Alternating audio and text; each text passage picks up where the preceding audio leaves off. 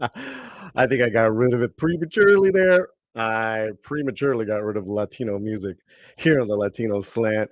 What do I got for you? We're gonna have Kamran Pasha. We're gonna break down the box office. Huge turnout for the Godzilla movie. We're gonna have special guests on. We're gonna be talking. We're gonna be just pow pow pow pow pow.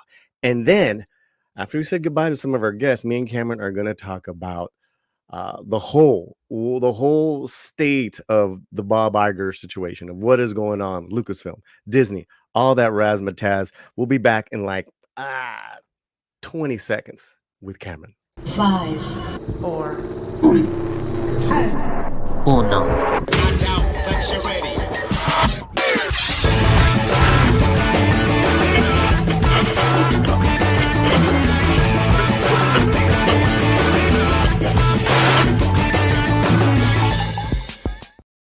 All right, here we go. You know him, you love him, and he's on the East Coast, hanging out with family.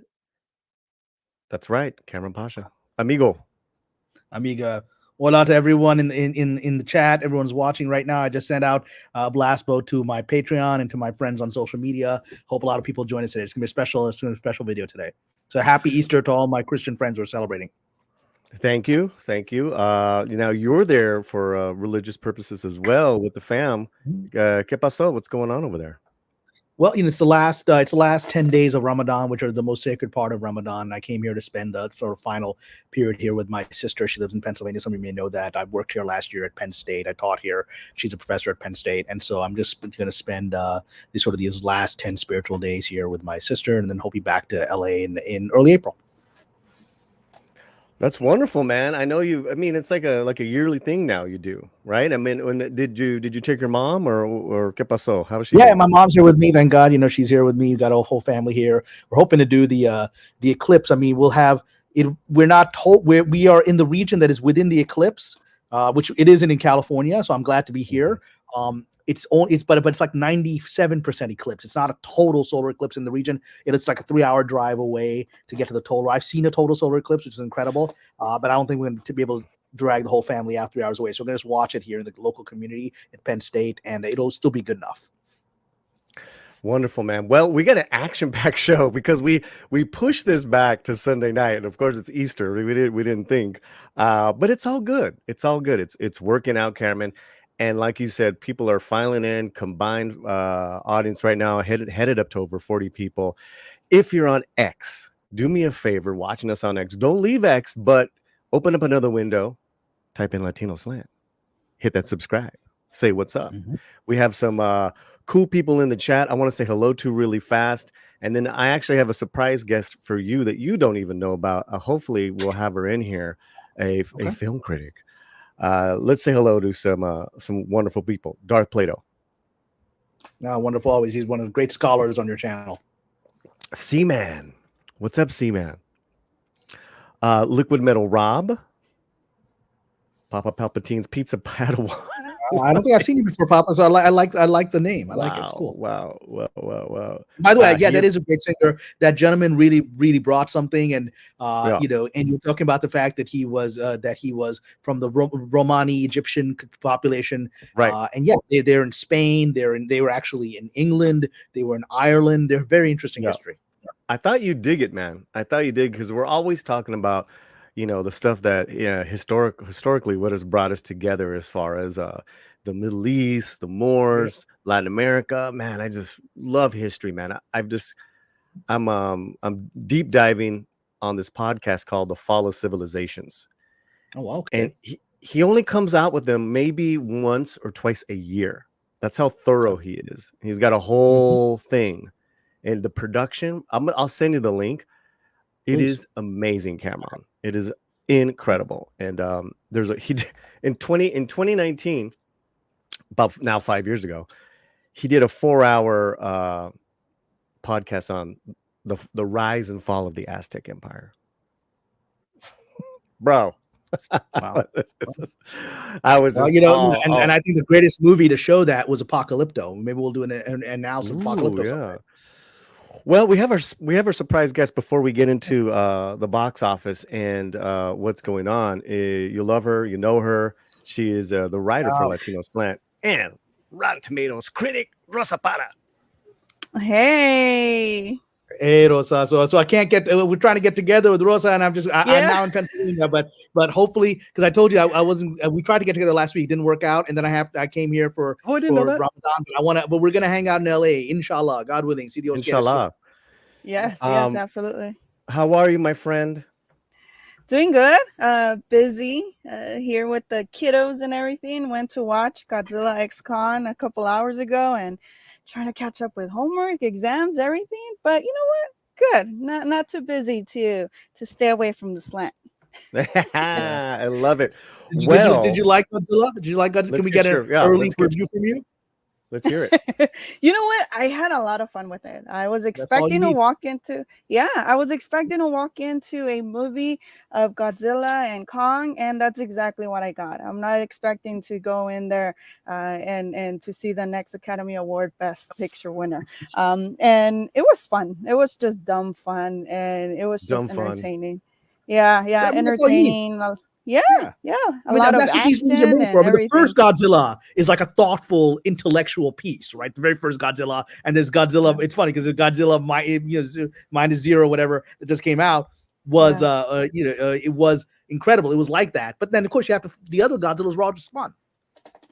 Yeah, absolutely. And I had the biggest smile on my face, and I was just laughing out loud on some of the action sequences where I was not expecting certain things to happen, and they went for it. I've heard the action is unexpected. I've heard that from a few people. That there's stuff you didn't expect, and that's actually a good sign. You'd think you've seen all these kinds of moves, but if there's something new, I enjoyed it much more than the last one, the Kong versus. Okay.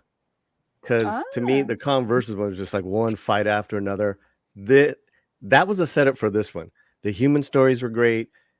King Kong had purpose. I loved him. Wait, so the human stories are great? Because they've been kind of ignoring the human stories in this new version of the franchise.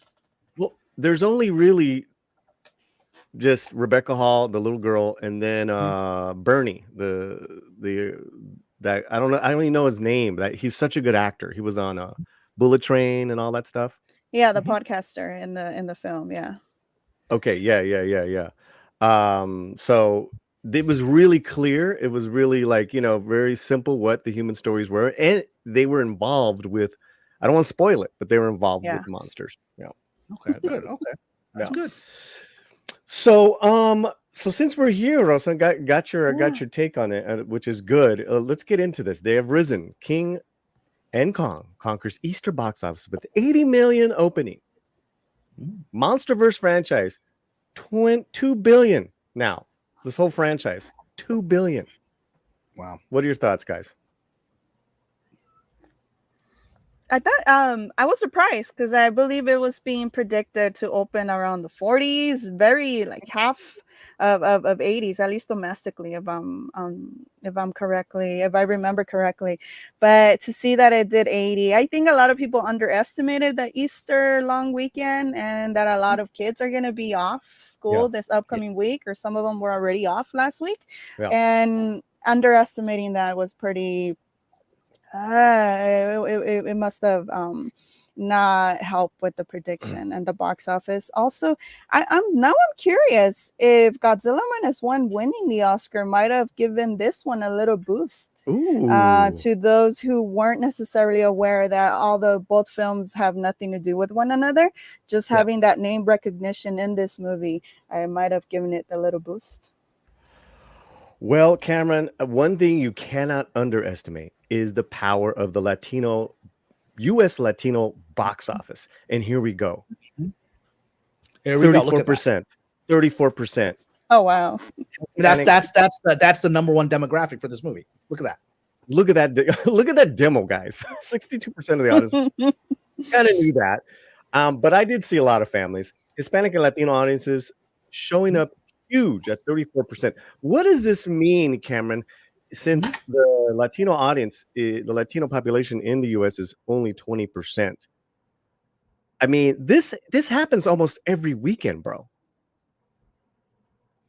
Well, I mean, I think you actually hit the issue. You hit the Yeah. issue. It's Latino families, right? Mm. It is a culture that's very family oriented, that still has large families and large extended families, and goes out together with large extended families for events. That is what theaters were always about. And cultural demographic changes shifted that, made a more individualistic experience, which also caused a drop, I think, in the theater attendance. But now Mhm. we're having this Mhm. culture rising in America, which I think is healthy for the United States. And as a result, it's healthy for business. It's good for business. Look at this. People are bringing, like I said, the families are bringing their kids, right? And this is, Hollywood is noticing this. And that is why Hollywood is, we talked about this last time, Rosa, when we were on, about, Yeah. Melissa Barrera, right? Hollywood is Mhm. hitting Yes. itself in the head, because this trend ain't changing. It's getting bigger. It's getting bigger with each movie. Yeah.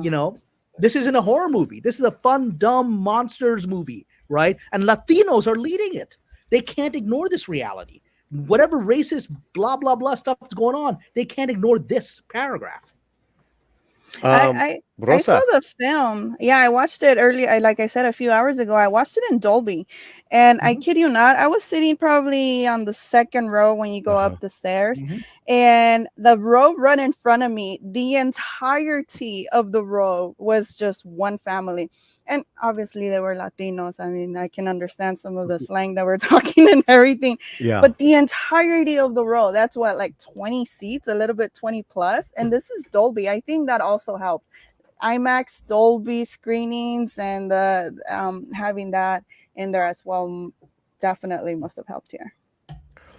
Well, I saw it in the Hood. In the Hood being Crenshaw Plaza, Yeah, exactly. which is a fantastic theater. Let me tell you, man, Mhm. because Mhm. it used to be predominantly African American. Now it's a good mix. So depending on the film, you're gonna get different flavors. Sometimes they're together, sometimes they're not, in regards to audiences.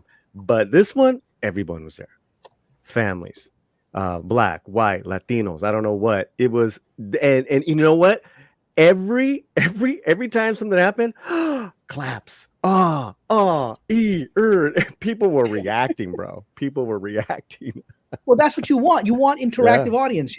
Yeah. It's the joy of quote unquote urban cultures, that they're full of life, Mhm. that they view entertainment as an interactive experience. I often go to some of the quote unquote, like I said, the word urban. What they mean is Black and Latino theaters in New York City. I often go to those, right, just to Mhm. enjoy movies in a different way. Like I remember there was a re-release of special release of The Exorcist. So I went to one of these urban theaters in Manhattan, Mhm. specifically to see how the audience, which was a lot of young kids, a lot of young minority kids, had never seen The Exorcist, and how they would react. And it was a blast to see them reacting and they were interacting like, oh my God, as everything's happening, right? So it says something about that. And that's what theaters want. That's what the industry wants. They need an enthusiastic audience. What else? So I mean, week in, week out, month after month, we make hits. If it wasn't for the Latino US going audience and our dollars, Hollywood would be in a worse state. Can you imagine that? Oh man. What's your thoughts on that? Because you are listen, Rosa has she did her review on Dune the film, picked up her review. You saw it on the commercials, all that stuff. She's big time now. She's big time. We I are am small. not. We are small churros hanging out with Rosa. I love churros. Yeah, oh my God, I love churros. So what are your thoughts though on this as we wrap it up? Yeah, you know what? I'm happy that these statistics and this data sends definitely a message to Hollywood that don't ignore the Latino audience. Don't underestimate our power when it comes to the box office. And hopefully it sends the same message to the studios like Spyglass and what they just did with Melissa Barrera. And we'll see what happens when the new Scream film comes out. But Wow. yeah. What a way to open up another top. Try to close this topic up. Don't get us going. Can't escape the topic. It's going to haunt the industry. Can't escape. We are very much, Latino Science is very much a pro Melissa Barrera channel, and I will be boycotting the next series of Scream. I love Courtney Cox. I love Nev, pero no, not going. No, thank you. Well, thank you guys so much. Everyone in the chat combined, hitting up almost 80 people on X, on YouTube. Do me a favor, guys, right now. Share this link. Share it, because sharing is caring. And then say hello in the chat. We have some really wonderful people here. Kamran Pasha, Rosa Para. Now, let's bring this up real quick, and then we'll get Rosa out of here. Rosa, you're going to CinemaCon this year. Yes. And so am I. Tell us your early thoughts on this in regards to CinemaCon. Yeah. Oh man, I'm so excited. First time attending. I've always been following it since I started doing film criticism and so on and so forth. And man, excited that we were approved to cover this as part of the Latino slant. So funny, right? Yeah. Man, dude, just because it's I've been getting DMs and so on and so forth on obviously some bigger channels, and of course, no offense to the slant, right? But people with more following and such that are literally asking me, hey, what did you do? How did you do it? Because we were rejected, we weren't accepted, and I'm like, OMG. So the fact that we were able to get in, it truly means a lot, and I'm not gonna waste this opportunity. So I plan to be there the whole week and cover as much as possible. And I'm excited because I'm excited to watch The Fall Guy. I'm excited to see what Warner Brothers and Paramount and Disney have Disney to offer. Yeah, and their presentations and see what it's the upcoming new slate for the year. So CinemaCon, like Rosa said, you're gonna have presentations from Warner Brothers, from Angel Studios, from Lionsgate, from Universal, and then on April 11th, I will be in town with you. I will be there by then. Paramount in the morning, and then in the evening, here we go, Kamran Pasha, 2:30. Walt Disney Studios invites you to their presentation, highlighting their upcoming release schedule. Okay. Should be interesting. What date is that again? What date is that? That's just in a few weeks, Thursday. April 11th. All right, that's a couple of weeks. So we should have the result of the proxy vote, and we'll see where Disney is at that moment. Yeah, it'll be interesting. So we're gonna be there, guys, covering Monday. Well, actually, Rosa will be there the entire time, and then I will be there the last few days. But Latino Slant's gonna be doing print and video coverage, and so just stay tuned for that. Really, it's right around the corner. As soon as I get back from my little vacation that I go to tomorrow, I will be turning around and in a few days heading towards Vegas. But Rosa will already be there. Any final words on this, Rosa? Anything else? You know what? I'm just excited to experience this whole CinemaCon and see what it has to offer. Because previous years, I know there's been surprise screenings of movies that are going to be released within months from now. And I know this year is also going to have another surprise screening. Again, we don't know what it is. So very much looking forward to that. And yeah, let's see how it goes. I'm excited to see what cinema has prepared for us. Yeah, last year, Cameron, the big screening was The Flash, and then people were saying like how amazing it was, and we're like, Well, I think you were being honest, and I think nobody remembers The Flash. I didn't even remember that movie until you just said it. Yeah, isn't that something? And you know what? Really quickly on that travesty, unfortunately, the people that suffered were the Latinos, Muschietti, Sasha Calle. Henry Cavill, everyone else involved, because they put a lot of years work into that movie, The Flash, and unfortunately, it was a big loser there. Okay, Rosa, thank you so much, CinemaCon lady, representing Latino Slant. Anything else you'd like to say before we let you go? Anything else? Well, happy Easter to everybody who celebrates, first and foremost.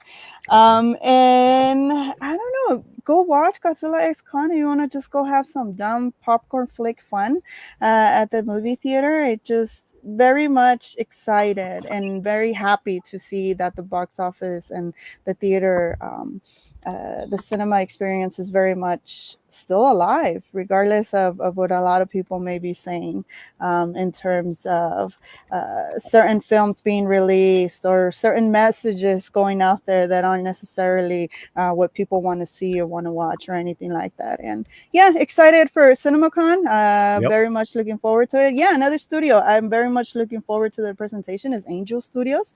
I was just going to say that. Yep. Yeah, and so I'm very much excited to see what they have upcoming as well. So yeah, looking forward to it.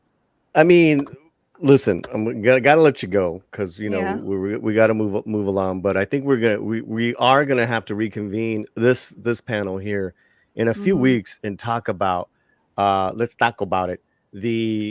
Just the negative big channel blowback that you keep harping that there's no good entertainment coming out of Hollywood, and then you really affect the audience, your audience, and your audience won't go and see smaller films. And it's a big disservice because there's a lot of great small films. And when I say small, I'm talking to movies 20, 50 million that they cost to make. They're out there in the theaters, Cameron. Yeah, absolutely. Absolutely. And the economics going to force it there. So Rosa, thank you so much. I'm going to drop you another DM. I should be back in LA in about mid-April, April 10th or so, but let's definitely get together. Yes, looking forward to that too. Hey, all right. Just excited. Rosa, I'm gonna drop your link in the chat on X, Twitter X. Follow Rosa over there. Have a good night, Rosa. Gracias. Thank you, guys. Bye. Have a good night. Bye. Woo, that was fun. She's always great. Yeah, man. As we kind of transition a little bit. What are your thoughts so far? I think we're gonna get back to these horror. We're gonna talk about horror films later on. But what are your thoughts on everything Rosa and the box office? Any kind of wrap up thoughts? Well, I mean, it's just gonna come back to what I said earlier, that the Latinos are dominating theatrical experience, right, at this point. And that's going to affect the kind of shows that are made, whether anyone likes it or not, whether people in Hollywood like or dislike Latinos or not. This is where the money is. And if those of us that love theaters and the theatrical experience, it's the Latino community that's saving it. For the last couple of years, I just kept hearing that theaters are going to die and we're all going to have to watch crap on our big TVs at home, which is not an experience, right? It's not a community experience, but that's what we talk about. The Latinos create community when they go to the theaters. And so I'm delighted by this. This is the right trend. It's the right trend for the entertainment industry. It's the right trend for America. God bless his community.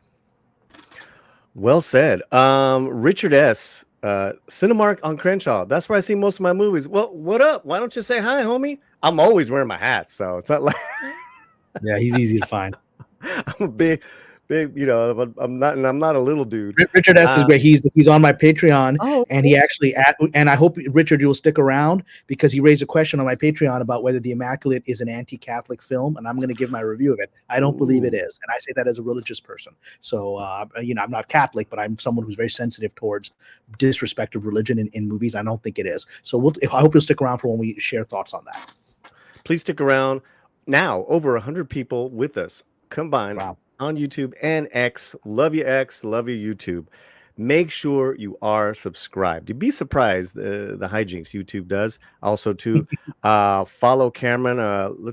Send me your link again because I'm doing double duty here, guys. And to the ladies that are going to come on right now, when you go live, I am so used to having moderators. I have none of my moderators today because it's Easter. It's Easter. You planned it poorly. You planned it poorly, my friend, but it's okay.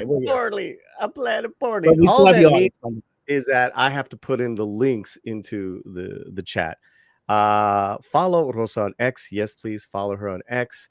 And let's make sure we get make sure we get your link, Cameron.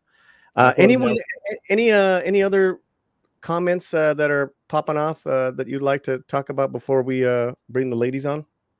Well, I mean, I answered one gentleman on there who I don't think I've interacted with before, unless he had a different name, Raf M, who's been saying there's a lot of Latino history to be explored, and I've tried to specialize in that. I mean, I've tried to specialize in historical projects in general, but I mentioned one in the chat that a while back I sold an epic series to Universal about Moorish Spain, about the last 10 years of Islamic Spain, and it's about the war between Ferdinand and Isabella, the Catholic kings, and the last Moorish Muslim sultan in Granada, and it's about that final war, 1482 to 1492. It's one of the best scripts I've ever written. Sold it to Universal. It hasn't gotten made yet.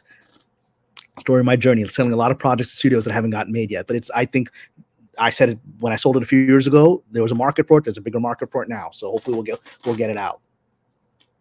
Well, guys, to keep abreast of everything that Kamran's doing with his career, with his writings, with his screenplays, with his projects, Patreon. I'm on his Patreon. It's incredible, as well as all the scoops that he gets. Oh man, I love this audience, man. We're really over 100 people. It's really cool, guys. Thank you guys so much. So you're Muslim? Yes. Yeah. And I had sent you a video last week of my friend's new podcast. And I'm like, I think Mike, Mexican Iron Man, and Kamran Pasha would really dig this. And you immediately sent them a note. You left a comment. You became a subscriber to this podcast. And I have you here. And I was like, well, let me invite the ladies on so everyone could talk about just the cool things that they're doing. And to my audience, this is really cool because this podcast is brand spanking new, and yet it looks like it's been around for years. These ladies have put together a show that looks like $1 million, Kamran. Yeah, so, I was very impressed with the link that you sent me, and I thought the ideas were, they're controversial to some people in this society, or many people in the society, not controversial to me as a Muslim, and so maybe we can talk about some of those things. So what we're talking about is called the Cheeky Cauldron Podcast, and it's 3 ladies. They're based in Austin, Texas. One of them is I don't like to use the word old, especially when I'm not even, one is a good friend of mine. Long-term friend of yours. How's that? No, just a good friend. Okay. Tamika, and I saw what they were doing, and I was like, you know what? I think I can help you. I really want to support you. I really want to make sure you guys shine. And we're going to put their link in the chat. And this is what I need all of you guys to do. All of you guys right now, once I put it in the chat, you're going to go and subscribe. That's it. That you're going to go do that. So right now, let's bring on the ladies. Let's introduce them one at a time. Tamika is with us. Hello. Wow. Yo, what's up, guys? Pleasure Polly to meet you. and Kamran, it's good to see you again. What an honor to me, as always. Oh yeah. Happy Easter. How I don't know if you celebrate, but just a happy Sunday. Yeah, happy Easter. No, I celebrated. I'm not celebrating it now because my granddaughter is with her mom, so Gotcha. she's not over here. Gotcha. But you're celebrating in the heart. So celebrating the heart. All right, you have 2 other conspirators with you. All right, here we go. 2 other girls. Here we go. My Cherie. Hola, my Cherie. Hello. Hi, Polly and Kamran. What an honor. Thanks for having us. Of course. And I don't want to say the brainiac or the nerd of the group, even though she's self-professed. I saw you. He is a nerd of the group. And that's a compliment. Annie Williams. Hi, Annie. Hi, everyone. It's Ani. Hello. Oh, Ani. Pleasure. You told me that before. Okay. First of all, thanks for making this happen, ladies. I would love to just have you guys chat with Kamran, have you ladies chat with Kamran, because you guys did a pretty provocative little podcast discussion with a Muslim couple on many topics, but under the umbrella of polygamy. Wow. We went there. We went there. And, if one of you ladies could just briefly say, talk about how long you guys have been around, and then let's jump into that subject. That'd be wonderful. Yeah, so we kind of last year around September, October. Well, my Cherie and I have been throwing around ideas for a show, and people would always say, "Y'all need your own show," because we've been friends for like 16 years or whatever. And so, but last year, the Mhm. catalyst, we had another lady who was in with us, and she was like, "We should do a podcast," and we kind of started throwing it around, and around October or so the cheeky cauldron kind of came to fruition. And then we filmed our first show in January. Mhm. And Wow. it's been ever evolving because it's been Mhm. several different iterations of itself. But what we came up with, we love, and that's what you guys have and you've been able to see. Yeah. I just want to add on to that. Thank you, Tamika. We also realized that we were three women who came from different backgrounds, even though we all identify as African American. All came from very different backgrounds, and we all figured out how to follow our dreams and get what we wanted in life, even though society wasn't necessarily set up for our success. And we did it anyway, and we did it with a big smile on our. So that's something that we had in common, and thought we could share our perspective on life with the world, and if that would help. So Ani, I think you've got a reverb or an echo. I don't know. Maybe one of us has a window open, so forgive us if that's happening. I think So, mine is silenced. so Okay. any windows you have open, just go ahead and put them on mute. And if if it continues, we'll figure that out. My Cherie, Yes. let's talk about that polygamy. Who produced that one? Because you ladies, you guys take charge of one at every week, right? Is So it we kind of take turns hosting. okay? And when we decided to do the counterculture for the 4 weeks, I brought up to the ladies, I was like, I know a polygamous couple, like we should bring them on. And they were like, Wow. okay, let's do this. And so I met Mukhtar on a plane ride from Austin to Atlanta. And we stayed in touch. I even got a chance to meet his wife. But on that plane ride, I had a very interesting conversation with him about religion, philosophy. We just chopped it up about everything. And even into the conversation, as we got deeper into the conversation, he was like, "Oh, I'm Muslim." I did not know. I didn't even know that he was at that time. And I'm like, "Really?" And so I'm like, "Are you from America, or are you like, where are you, overseas?" And he told me a little bit about his life, and it was so fascinating. We stayed in touch, and so that was a year prior to us even starting the podcast. And I reached out to him and his wife, and I said, "Hey, are y'all interested in flying out and us interviewing you?" And they said yes, twice. We got them twice. We got them for polygamy, and then we got them for demystifying Islam, which was the episode that aired last week. So Well, I think the polygamy episode kind of spilled over.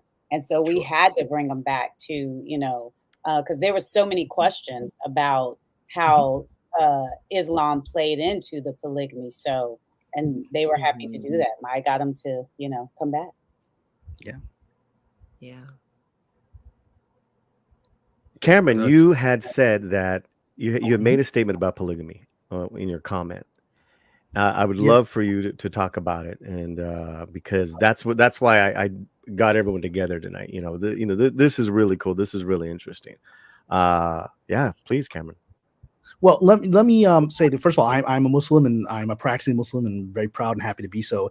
And I just want to also acknowledge today is Easter. It's a day for Christians, so I don't want any Christian watching thinking I'm trying to hijack a conversation on your holy day about my religion. So please forgive me if it comes across this way. Just so happens that a panel is talking about this. Will be one of many topics we're going to talk about the importance of Catholic films and in this broadcast. So don't be in any way offended that I'm just sharing my religious beliefs today on your day. So please forgive me for that. And anyone has a problem with that, you come and talk to me. Go ahead, Cameron. Let's go. So on that front, so look, I'm a traditional Muslim. It's like in all religions, we have a broad range. We have the liberal guys and the conservative guys. I'm just a traditional Muslim. I go with what's been working for 14 centuries, and that works for me, right? So that's what I am.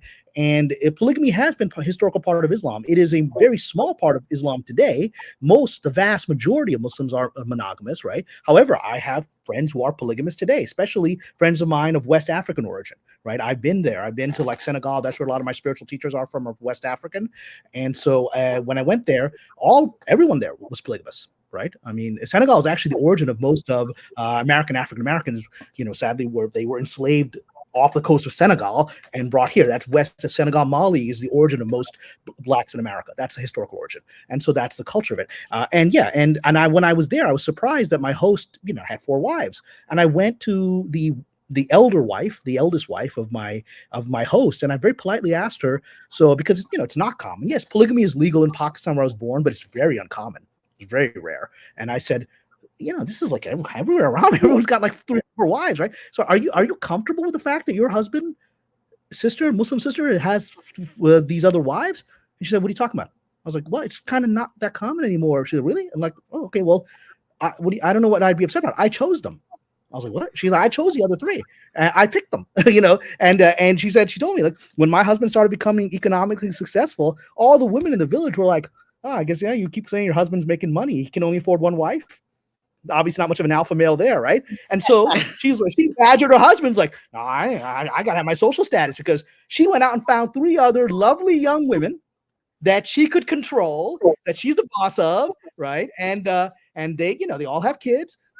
She's the queen of that household. They all work for her. They're taking care of the kids for her. They're cooking for her. When she doesn't want to have sex with her husband, they're off taking care of that. I mean, I'd never seen a perfectly functional, happy people where everyone's like, this is normal. And I expect my man, if he's going to be a man, he's going to have to be able to support multiple women. Otherwise, what kind of man is he? So that's an interesting perspective. Modern perspective today. I had that conversation a couple years ago in Senegal, right? So that's a living thing. But, it is important. I think the video that you ladies showed, which I commented on, that I thought was very important.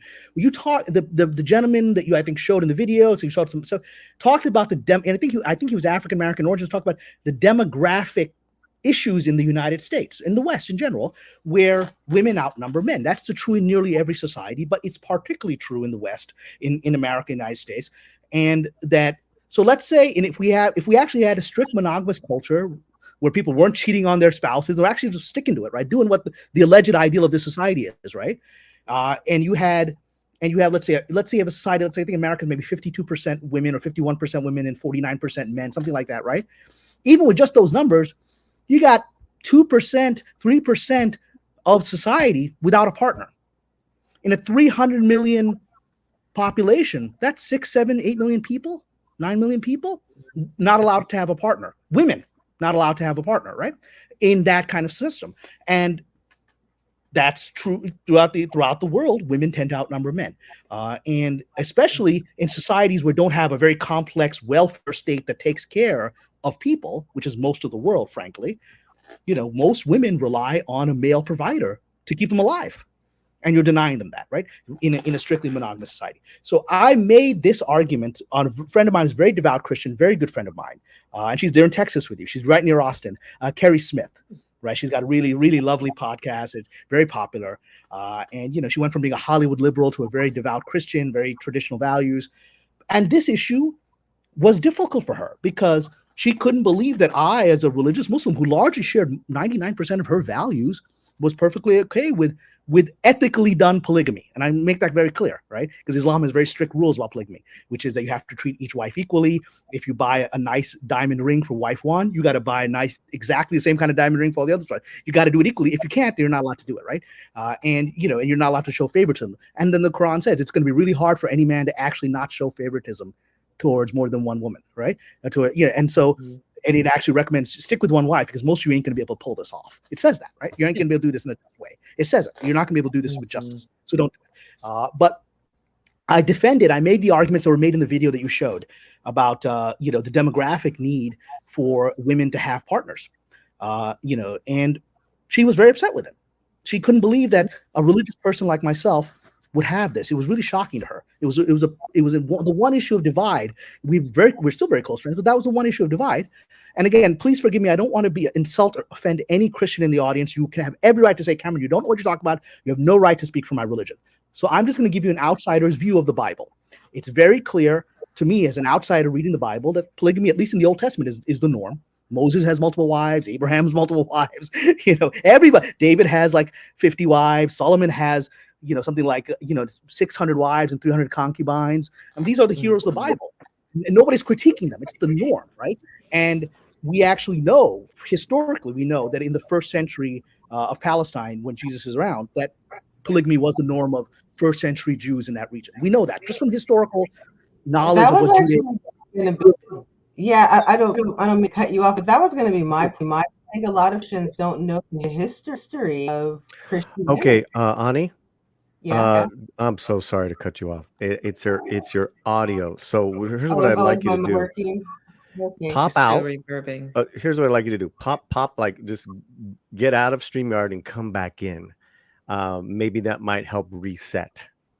Okay, but let's put a pin on Ani's because I know she wanted to comment on that. So well, I was going to say also that in terms of what Cameron was saying, there are rules when it comes to polygamy in Islam versus polyamory in the West. It's like everyone's doing their own thing and there's no rules. So polygamy within the religion and how you follow those rules and the sister wives and up to 4 wives, all of that, there's rules around that. And so it does work out. And I mean, of course, having 4 wives not only is a huge financial responsibility, but also you're dealing with 4 women who are emotional and who, want your time and all of that. And Mukhtar talks about that. But I love that Halwa stepped up to the plate as well and said that, hey, like, I am from a polygamous household. She's from Chad. And so she was, our guest was saying that she's from a polygamous household and how for her, it worked out fine, but they were in separate quarters. Like the women were in separate quarters. And so there was a community that they gathered together. They were in a compound, but they all had separate quarters and it worked.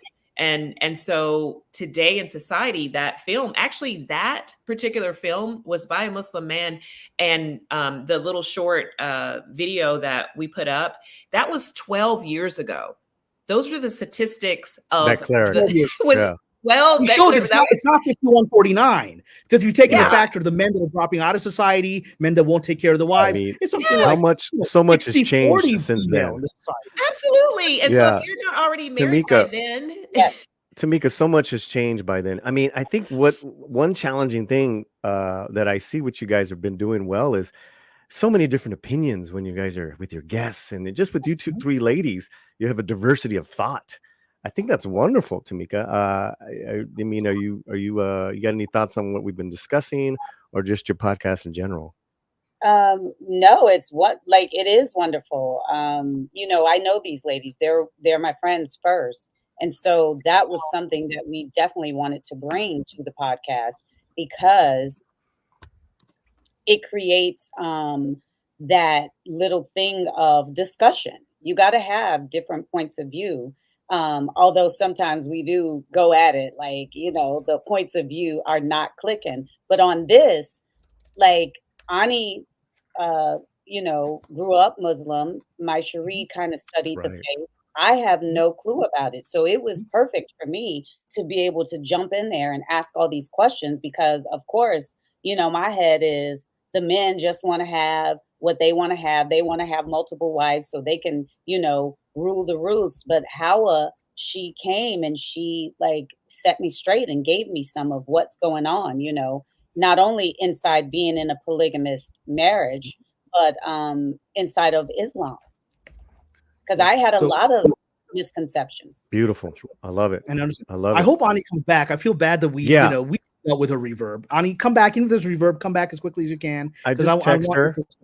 Okay. Here I come, she says. And people in the chat said she sounded fine. Then maybe it's just reverb on our side, so forgive us. So we drove out. I heard it as well. Yeah. I heard it. Maybe just on the StreamYard. Yeah. So cool. As Ani's coming in, I just want to maybe give intro to the point she was making about historical context. Again, this is not meant to tell Christians what to believe. You can tell me, Cameron, you're wrong. That's a fair answer, because it's not my job to tell you what Christianity is. Okay, that's your job, right? But I will say again, just talking historical context, we knew that in the first century, when Jesus is alive, that the Jews of the time were polygamists. They remained polygamists until about the 4th century. Historically, Jews banned polygamy in the 4th century because of pressure from what had now become the universal Christian, after the Christian faith had become the official religion of the Roman Empire. Polygamy was being used as an issue to persecute Jews, saying because the Jews, especially in the Middle East, because Jews were all over Roman Empire, they were in France, they were everywhere, right? But in the Middle East, they were still very polygamous, and it was being used as a look at these guys, look at these barbarians with their multiple wives. These people denied Christ. It was just another hat. So there was a rabbinic council in like the 300s, right around the time that Constantine made it the official religion of Christianity. And so Jews then, as a rabbinic council, banned polygamy as a response to persecution from the majority culture at the time, right? However, many Jews in the Middle East didn't follow that. Into the 20th century, Yemeni Jews were polygamous. Moroccan Jews were. This is actually some of the most tragic stories in the founding of Israel. A lot of Yemeni Jews went in 1948, immigrated from Yemen to Israel, and became citizens of Israel, but they came with their multiple wives. And Israeli law did not allow them to have multiple wives. So they arrived, they were forced at the border to divorce their wives. So suddenly you had these people coming in, and now the family's been broken up. Because that's just a phenomenon that happened. So that was a historical reality in Judaism. Now on Christianity, again, one can say, well, Christ wants us to only have one wife. And again, every Christian has a right to say that, and a Christian has a right to define Christianity. I do not. As someone who is not a Christian, who is of a brother or sister faith, I look at Christianity and I just look at the fact, just the historical reality that Christianity spread. Like I said, Christianity is born in the Jewish Palestine, where polygamy is the norm. But it spreads. It doesn't really spread there. It spreads all over the Roman Empire. It spreads in Turkey. It spreads in Europe. It spreads in Egypt, North Africa. All these are Roman colonies. And the Roman law of the time of Christianity was pre-Christian. The Roman imperial law was monogamy. That was the Roman law. It was illegal. The only people that were given exception were the Jews. They were, because their religion had polygamy. And so Christianity developed in a world where polygamy was illegal by the secular authorities. So there was not even a conversation about continuing polygamy from the Bible, because it was illegal unless you were Jewish. And so it became the norm automatically for Christians to be monogamous without a clear moment in the Bible, in my opinion, where that transition is clear to me, that it's no longer. Ani is back. Wrong. So it's fair. Thank you, Cameron. Ani is back, and I know she had some thoughts. Thank you for popping in and out. Well, let's do a mic check. Can you guys hear me? You're great. Perfect. Hi, everyone. Well, I'm so sorry that I missed it, because Cameron, I really like what you're saying, and all I wanted to do was just sort of piggyback on the point that you were making, is that a lot of Christians don't know their own history. They know the part of the Bible and Christianity that their particular sect or church has taught them, but a lot of people have not gone to school or done their own study of the history of Christianity and the history of religion, and don't know all the things that were permissible and why rules changed and what was happening culturally. So that's why I think it's so important to have these conversations, because this is how ignorance is born. You learn about something from television or from the news, one particular sect of Islam, and think, oh, this is how they treat their women, or this or that. And then you start to learn more and realize you don't even know about your own religion, much less have any stance to pass judgment on someone else's. So it's so exciting to have these conversations, and thank you. Especially on Easter. This is beautiful. On Easter. I love this. Easter. And and everyone let me is just tell you guys let me just say really everyone's quick, just trying Ani. to find a way to worship their God and love one another. And so, Well, let me just say this really quick to add to that. I was born again 10 years ago in Austin, Greater Mount Zion.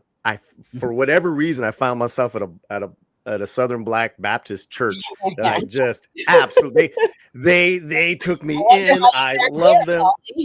Oh, I mean, it was incredible, but it really wasn't until I committed to just being clean and sober 2 years later that that, you know, faith without works is dead. That I was in letter my of faith. James, very important letter in the Bible. Yeah. That was in my faith. It was like, I need to get my shit together, my act together. And now just, you know, hey, listen, I still got a lot of work to do. Well, that's the journey, right? I mean, I think we Christians and Muslims and our Jewish friends can agree. It's a Right. process, right? We Muslims call it the straight path. It's just the path. You got to stay on the path. And I just bring that up because I wanted to add, you know, like we're all coming from this from different angles. I just think it's a wonderful conversation, Ani. And I thank you, ladies, so much for being here. You're welcome. So, okay, Can really fast, guys, out there. This is what I want to do. In the chat, I have some comments that I've starred. I don't mind that we're not getting any super chats. What I want you guys to do is a few things, though. You need to smash the like right now. Then you need to go to this to their podcast, and you need to subscribe right now. Doing those two things is free. It's free to you guys. We're giving you guys great conversation. We're happy that you guys are here. We love that. We love, you know, these are all wonderful people on this panel. But you know, we need to keep uplifting each other, supporting each other. So smash a like and subscribe. Cameron, you were going to say, my friend. No, I was just going to say, I actually put it in the chat that I'd love to come on your channel. I've subscribed to your channel. I subscribed after I saw the video. I think you got a special channel. I think it should get a lot more attention. So I'd love to come on and talk about any topic you want to talk about Hollywood, talk about being Muslim in Hollywood, talk about any of these things. So I would put my email there. Please get in touch with me. We would love that. Thank you. Yeah, thank you very much. Ladies, you guys just don't talk about one issue. It's like all these different issues, which is really cool. Let's throw this at you guys. Let's change the subject for a second. Would that be all right? We can, you know, no topic is too spicy for the pot. All right. Well, the Avengers Rise and asks, do you think that Black men and women through DEI are being too overrepresented? Also, should Latinos and Latinas have more of the same as Blacks? It's an intense topic. I'll let the ladies have an opinion, and maybe I'll say something. Yeah, this is for you guys. Run me again. I'm like, give me that. Go. I'm trying to see what the question was again. Like, it's right here. I put it up. Right here. Wait. It's right here on my screen. If you can see the screen. Oh, okay. What is DEI? Do you think that Black men and women through DEI, and that's diversity, equity, and inclusion, are being too overrepresented?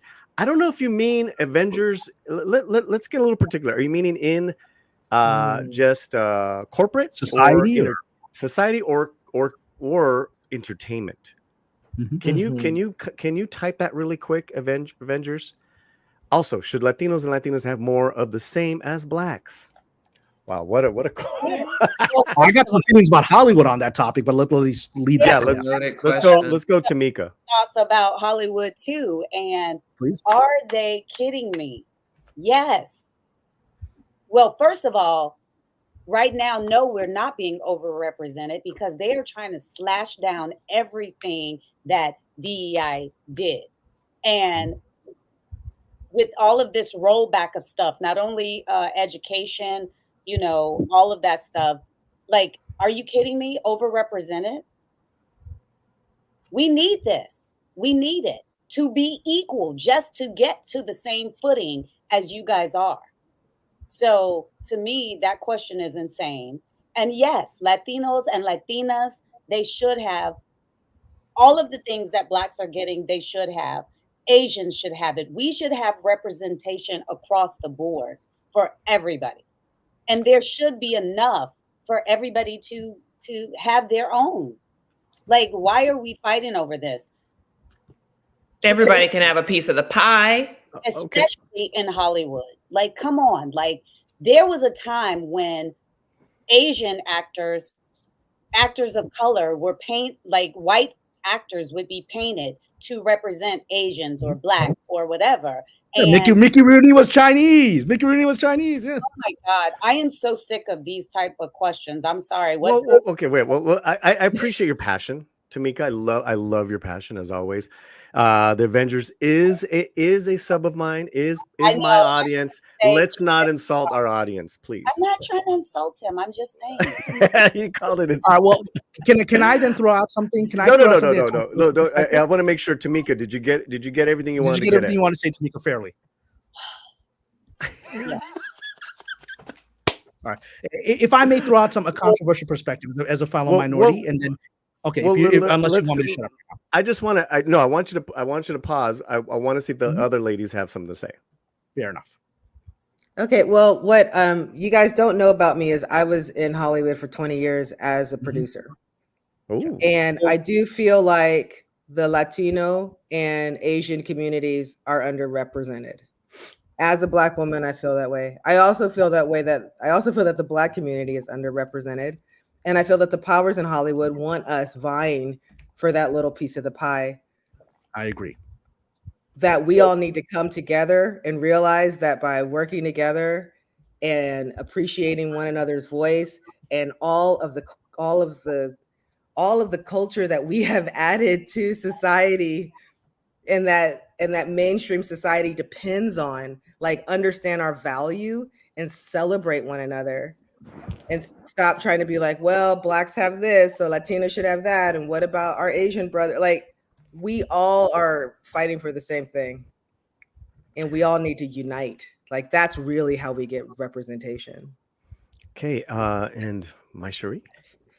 So I love that we're having this conversation because my background is in fashion for over 20 plus years. And so in that industry, working as like a model, runway model, professional model, there was only one or two Black girls. And sometimes I had to fight for a role, and it wasn't even fighting, but like there would be an Asian woman that would be upset that I was there because we were competing for that for that minority or that little spot of like, yes, for that spot. And so it's so it's very interesting that we're definitely underrepresented in terms of fashion, but also film and that whole bubble, like all of it, like we're underrepresented, and we need to have a voice. And I do think that Latinos and Latinas should have the same as Blacks and as well as Asians. So I definitely agree. But I mean, I've seen it time and time again. There's just we're just underrepresented. There's way more of us, even with hair. Like even I have a show next week and I've got to figure out what I'm gonna do with my hair. I have dreadlocks and I have to put on a wig over this in order to fit in with everyone else. And so I need to have a conversation with the producer that like, hey, like I really would love to like rock my dreadlocks for this fundraiser, you know? So it's, I mean, will it ever change? Okay.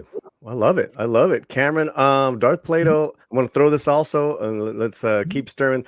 Is it the cauldron? Is it the cheeky cauldron pot?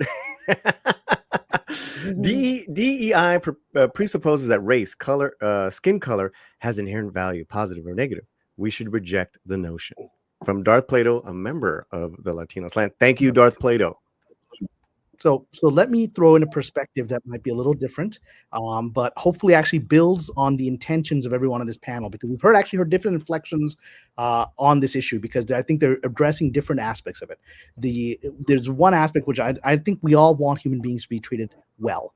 We don't want people to be pushed out who are talented. We don't want people to not be given opportunities. I think nobody on this panel is going to disagree with that, and only a stupid person will disagree with that. There's like, no, somebody's talented should not be given opportunity. So now the issue the way I'm going to approach this is I'm very much a follower of Malcolm X. And when I say that, I take that very seriously. Malcolm X's writings, both his Nation of Islam time and his post Nation of Islam, have influenced me tremendously. I'm very close friends with Muhammad Ali's eldest daughter, Maryam Ali. We've talked a lot, obviously she knew Malcolm, her family Malcolm, and she connected me with Malcolm's daughter, Ilyasa Shabazz. So I'm very deeply influenced by Malcolm. And Malcolm was very critical, even in the 50s and the 60s, of how white people were talking about this issue, and how white people were pushing the issue of, even they didn't use the word DEI, but they were talking about, again, opening up opportunities. But what he witnessed was, in practice, what they were doing while making themselves feel good and progressive and open, was creating quotas that we talk about the slot. There would be a limited slot, and then only the people that they liked, whose politics they favored, whose subservience they favored, would get that slot. And then they would often do things, and I've witnessed this in Hollywood, of putting people into that slot who were not yet ready for the position, right? And so that they would fail in that position and then say, well, these black people don't know what they're doing. They don't know what they're doing, right? You know, we witnessed this in the last several years with a lot of young directors who are minority directors being given things that they weren't ready for. I'll give you an example. Asian director who directed that Harley Quinn movie that was a complete disaster, right? She had, and they were like, it was all the whole thing was, we got a female cast run by a female director, this Asian woman who's done, this Asian woman had made one film that had made $20,000. That was the box office return. Small film that made $20,000, and one was then given $100 million movie for which she was not prepared. And the movie is a disaster. And she hasn't worked in the town since. They put her in the slot. They flushed her out of the slot. She ain't getting the slot again. Bingo, you got what you wanted, right? So what I've witnessed in my experience as a minority, and I'm telling you, there ain't nothing more minority in Hollywood than a pro-Palestinian Muslim guy. They don't want us here. They don't want us here. If there's one group they really don't want is this, right? There's a lot of my friends, Hindu friends, Indian friends do well here. Pakistani Muslim, pro-Palestinian don't do well here, right? I know from not so much, right? Not, and I have to fight it. So I've seen this town and all of its ugliness behind its facade of liberal. I know. I think you're absolutely right. I think you're absolutely right. I would always tell people the best thing you have going for you in Hollywood or in corporate America is to be underestimated. Because if you're underestimated, they'll stick you in that role, and then you wow them like, oh shit, you can direct $100 million movie. We weren't. Then your problem. Then that's a problem because you're obviously flushed out. You're flushed. You're supposed to be flushed out, but now you made it. That was what I experienced. The resistance became greater when I made it in the slot. Absolutely, but that's what I'm saying. It shouldn't be. Being underestimated shouldn't be an advantage in Hollywood if you're a person of color or if you're a female. Because I was also female, and at USC I was the only woman in almost all my classes. And to this day, I think people think the only reason I got there was because I was a Black woman, right? Well, which is what Malcolm X said. He said they're going to project this onto you. They're going to project that you got this as a favor, not because of you. Not because of my merit. And that's all. This just needs to stop. I've seen so much talent in diversity that doesn't go anywhere, and it's heartbreaking. And that's why we need platforms that we can tell our own stories, and we need to all support one another. It doesn't need to be, oh, there's an Asian movie, so it's just Asians in the theater. Like, this is ridiculous. Like, we all need to support each other's stories. We all go see all the white stories. Why not go see each other's? Rooftop Korean brings up a point here. I think his question, I think we're going back to the one that got this going, is geared toward over insertion of DEI. Like when someone was complaining why there were no Black people in the TV series Shogun, which did trend, that because there was one historical Black samurai, why wasn't he represented in Shogun, the TV show? Well, that samurai was much later in history than this time period. Right. And so I think we should be talking about stuff that makes sense. Like, of course, it's a TV series Shogun, and it's in Japan, and they're historically Japanese. And yes, there was one Black Shogun. Why are we going to have 50 Black Shoguns running around? And that's like a historically Black story. Why do we always have to have like a white savior? Are there no Black stories where Black people were, one, saving themselves, or two, their own community? Look at Black Wall Street. They were self-sufficient by themselves until somebody came and disrupted that story. And the problem I have, and I do hear what you're saying, Darth Plato. Yes, that is the over insertion of DEI. But when we go to things like now, people are calling DEI didn't earn it. And boom. Did you come up with that, Tamika? No, I know. I'm playing around. I'm throwing a little levity here, guys. A little levity. I know. Girl. Yeah. Girl. Listen, we got some super chats. So passionate about it that well, you're in the business. You've seen Tamika in a lot of television shows. We love it. And of course, look how beautiful Tamika is. And she should be, in front I'm of the really camera. sweet, y'all. I really am. Yeah. But Tamika, I want to build on what you're saying here, which is I have been championing in my career to much resistance, telling the stories that Hollywood doesn't want to tell. I mentioned in the chat before you came on that I sold a project to Universal several years ago, a TV series set in Moorish Spain about the Moors in the last 10 years of the Moors versus Ferdinand and Isabella. And you can imagine that is an incredibly diverse show, naturally diverse. The Moors were North African, so they had Arabs, they had Africans, full range, and they were real people, all real, right? And that project, people bought it and they didn't make it. I'm still trying to get it made, right? You had major directors like Ang Lee liked it, came and went, but were too afraid to do it, right? Sam Raimi loved the script, too afraid to commit to it, right? So I have, for example, been very upset about this, what I view as a racist trend of trying to make Hollywood happy by, let's make Anne Boleyn black. Well, you know what? Why don't we tell the story of the black people that were in Tudor England because they were there? The reason that Shakespeare wrote Othello, was that there was a large Moorish population in London in Elizabethan times who were refugees from the Inquisition in Spain. And they were being disrespected and there was racial prejudice. Who are these brown and black people showing up in London in the 1500s, right? So they were racially being discriminated against, and Shakespeare thought this was wrong. So what does he do? He makes Othello where the Moor is the hero, right? That was a shocking thing that he used art to do that, to make a social commentary of racism in his time. So if Shakespeare was not afraid to deal with Moors of his culture, why can we not bring in Moors?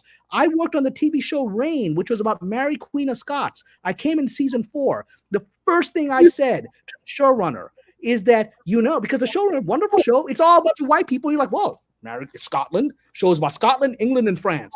I was like, yes, there are mostly white people in this time period there. But there were, as you started off, Polly, there were gypsies. The largest minority in Scotland was gypsies who are Indian descended, brown-skinned people. They were being discriminated against. Mary, Queen of Scots' father, had to pass laws to protect gypsies, the Romani people of Scotland. There were Arabs in France at the time. There were Ottoman Turks.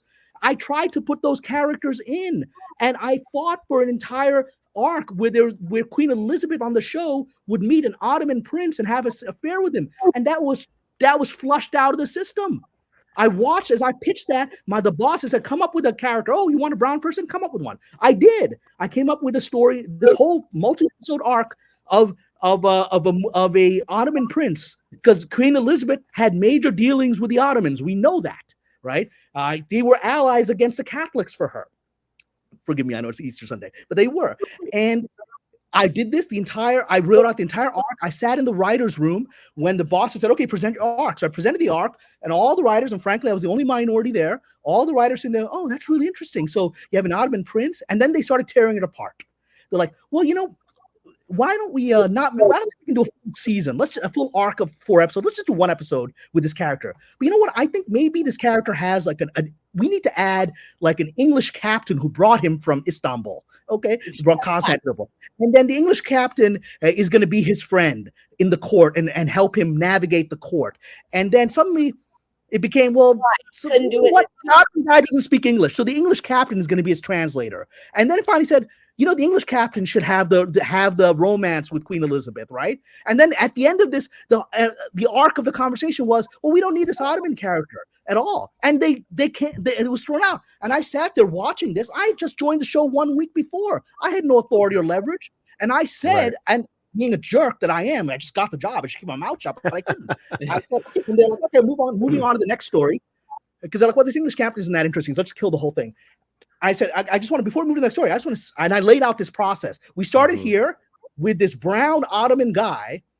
We ended here with him gone and the whole arc being canceled. So you all said you wanted diverse people on the show? Guess you don't. I said that in the writer's room. There was dead silence. What happened? Yeah. For 1 minute, and then I swear to you, this is what happened. 1 minute of dead silence. And then to break up the dead silence, one of the producers looks at their watch and goes, "Time for lunch." Break up the room because nobody had an answer. Wow. That's Hollywood. And these were Hollywood liberals who were telling me, I voted for Obama. I saw So- what you did. Cameron, it's time. It's time to pay the bills because we got super chats piling up. Well, All for right, the okay. slant piling up. Check this out, guys.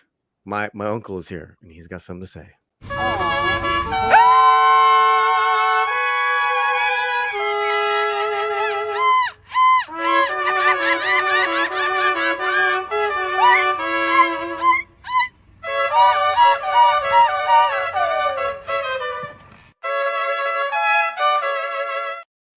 Gracias for the super chats. Here we go. The Seaman for $10.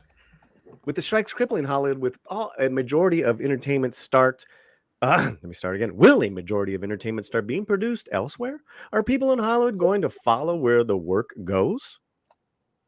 What say you, panel? Anyone? They already are. I mean, I've been based out of, I live in Austin, Texas, but I've been based out of Atlanta since 2017. And Tyler Perry has built a big studio down there. Last I checked, I don't know who it was building the studio, but they're building another studio down there. And most of my work that I have booked has come out of Atlanta. And because of COVID, a lot of people, our move and the strike are going to Atlanta to try to get work because not a lot is going on in Hollywood. Yeah, and I came up in New York and I worked nonstop in New York with indies, with television, network TV. It was nonstop. I loved it. I don't know what New York is like now because I'm out of the game, but I definitely couldn't wait to get out of Hollywood. And what you experienced in the writer's room is actually like PTSD for me. Like it is insane. Wow. Fair enough. Your Muslim uncle for $4.99. I want a Moses movies that tells the truth about his original origin, and skin color, starring Ernie Hudson. Ooh. Okay. So here's an interesting thing. Wait, Ernie, let me just say, Yeah, you say something. I got something to say. Hold on. Can I say this? Have we seen Uncle Ernie at 76 years old? 78. I think he's 78. 78. Looking good. No, he looks incredible. God bless Ernie Hudson. God bless Ernie Hudson. 78, and that brother had on a T-shirt with Yeah. buttons popping out. I was like, He's a sexy dude. I mean, it's Yeah. objectively He's true. a sexy man. So I want to address this. I want to address this. My fellow Muslim, and then forgive me if I'm dominating because I'm a loudmouth Pakistani guy. So if I'm dominating the women, just you know and me, there's you and me. just forgive me. I know. Well, we're just eating popcorn here. No, we're for you for a passion. But I want to add this, and I'm gonna shut up. Which is that look, this is around Passover time, and that's a special time for all of us, Jews, Christians, Muslims. We all believe in Moses. I've been watching the Moses show on Netflix. The docudrama is really good, and they actually show Jethro as African, and Zephora, who is Moses' wife, is African, which is quite probable. It's not improbable. Midian would have had Africans. It's not rewriting history. That's normal in this world, right? But I am of the opinion. That's a whole other conversation, but I'm of the opinion that the Pharaoh of Moses, everyone thinks it's Ramses, right? I actually am of the opinion that's a specific person, Amenhotep III, who's the father of Akhenaten, who's the sort of founder of monotheism in Egypt. Won't get into why I think that, but I believe that, right? And what's interesting, we have his mummy, and we have a lot of art because he made a lot of art of himself, right? A lot of statues and whatever. Not all the pharaohs were African. Ramses had red hair, and we have his thing. Some of them had Mediterranean DNA. Others had sub-Saharan DNA. Right? He's clearly African. From the art of his time, he is an African pharaoh, right? Black-skinned African pharaoh. And for Moses to have fit into his court, for people to think he's part of the family, Moses would likely have been a very dark-skinned man, right? That's just historical. And so I think people get offended by that. I'm like, I'm sorry. I mean, Ten Commandments are my favorite movies, but he didn't look like Charlton Heston. That's just true. Follow Mr. Kamran Pasha over there at his Patreon, and the ladies of Cheeky Cauldron. Wow, this is turning out to be you guys we're just supposed to pop in for a minute. Hi. This has been so interesting. I love it, especially when we talk about Hollywood. So, we're up to 168 subscribers over there, guys. That is not good enough. We are going to stop this right now. Do not continue with this conversation. People in the chat, go right now to this link and go subscribe to the Cheeky Cauldron podcast. There is something for everyone there, and they're just getting started. It's just amazing that they're just getting started. Help us stir the pot. Oh my God. I'll be stirring pot. Okay, go ahead. Let's get, I don't mean to stop. I'm just kind of playing around with it. Ladies, wanted to add anything?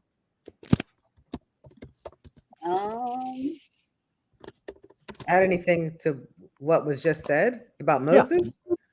Yeah. I concur. Moses. I just think people, I respect everyone's religion. I really do. I think it's important to have a spiritual relationship. I think it's also important to learn and educate yourself as much as possible about what it is that you believe in and what it is that you're worshiping. Not to say that it's wrong, but that you should know. Otherwise, it's a cult if you're not educated, and no one's stopping you. Okay. I did not get to give my 2 cents about the whole DEI and los blacks, los Latinos. I don't know what. I tend to fall on meritocracy, and that being said, I tend to call out Hollywood when they're being full of shit. So I sometimes will piss off my friends on the right and piss off my friends on the left. That means I'm doing my job. So that being said, also too, day in, day out, nowhere else, Latino Slant covers this daily.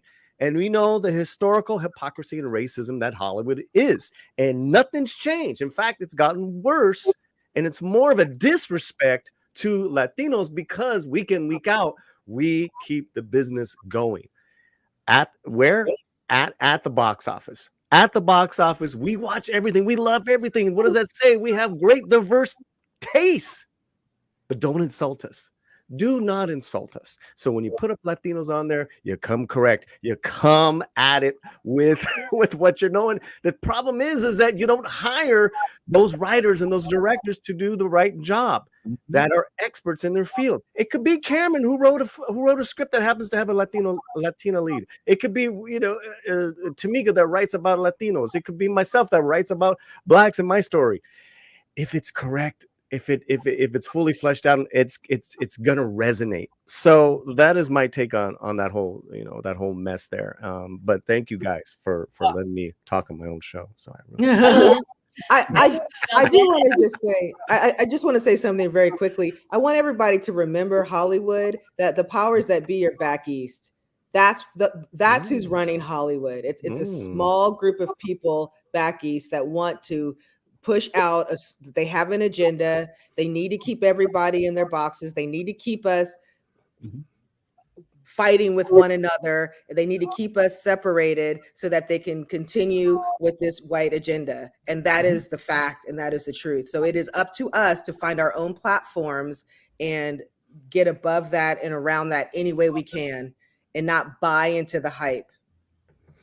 You're right. And the best way for them to do that, and I agree with you, the best way for them to do that is to cloak themselves in the words of universalism, to cloak themselves in the words of "we're here to help you." So exactly what Malcolm X won, right? It's the wolf that you know is a racist versus the fox who pretends to be your friend, right? Hollywood is run by foxes. Wow. Well, Paulie, I was going to make a point of what you said about like Cameron. If he was going to write a story, he could write a Latino or Latina character. He did. I was going to write it. He did. It's a great script. And I would love to read it. But like, you know, I would, if I were going to write a Latino character and I wanted it to be correct, I would do my homework. I would, of course, go talk to people who I know who are my friends. Or we're not talking about your process. I'm not quite, you know, and to have a character pop on screen or whatever, you know. But there's this whole grift though. There's a whole grift. I'm gonna cut you off. There's a whole grift where it's like you need sensitivity readers. I'm not about that. You do your research, you do your process, you do your homework, and it resonates. That's where I'm coming from, Tamika. You know, I don't need to create a grift. I don't need to create a grift where it's like, you know, come and read. I need to read all your Latino stuff because I'm Latino and it has to be Latino stamped approved. You know, that's what I'm saying. Who does it have to resonate with? Because you're always going to have haters. They're going to be like, well, my family isn't like that. Or, you know, why did he write that character like that? Or whatever. That was the point I was trying to make. Great point. Great point. And you know what? if it resonates with that audience, that's all that matters. That's all that matters. It really is. Okay. Anything else? This is fantastic. Anyone? Okay, we're gonna move I'm on. looking at the chat. The chat is hot. Oh yeah. The Waltman 4 for $1.99 says, which do you prefer, Shin Gojira or Gojira -1? Have you ladies seen any of the recent Godzilla movies? No. What? It's on my Boo. list. Not a recent one, no. Because I grew up with Godzilla, and it's on my list. I just haven't seen it. Okay. All right. Well, I have seen Godzilla -1, Gojira -1, and I think it's one of the best movies I've seen in recent years. I mean, I personally think it should have been nominated for Best Picture last year, not just for Best Special Effects, which it won for, right? I think it should have. It was a drama. It was one of the best dramas I've seen in years. I've not seen Shin Godzilla. I hear it's quite good. Hold on to that thought. We have a bigote alert in the chat. A bigote alert in the chat. That's right. Everyone's gonna get it. Come on, bigote. That's right. I'm coming strong. This is, and right now this is like, and you know what? Correction. My dad came over yesterday and he gave me the haircut and he trimmed this bigote. Boom, coming at you. What up? I'm sorry, ladies. I'm really not, but I'm just. No, you're not. You shouldn't be. This is funny. I'm hyped. I love it. I'm hyped. Okay. Where were we, Cameron? Because I see you as my co-host now at this point. Oh no, please! I need to get paid, brother. If that's the case. I know, right? Hey, we're trying to get you more Patreon. Come on. Indirect. Okay. ¿Qué más, ladies? Did we cover everything? You feel good? Yeah, y'all happy?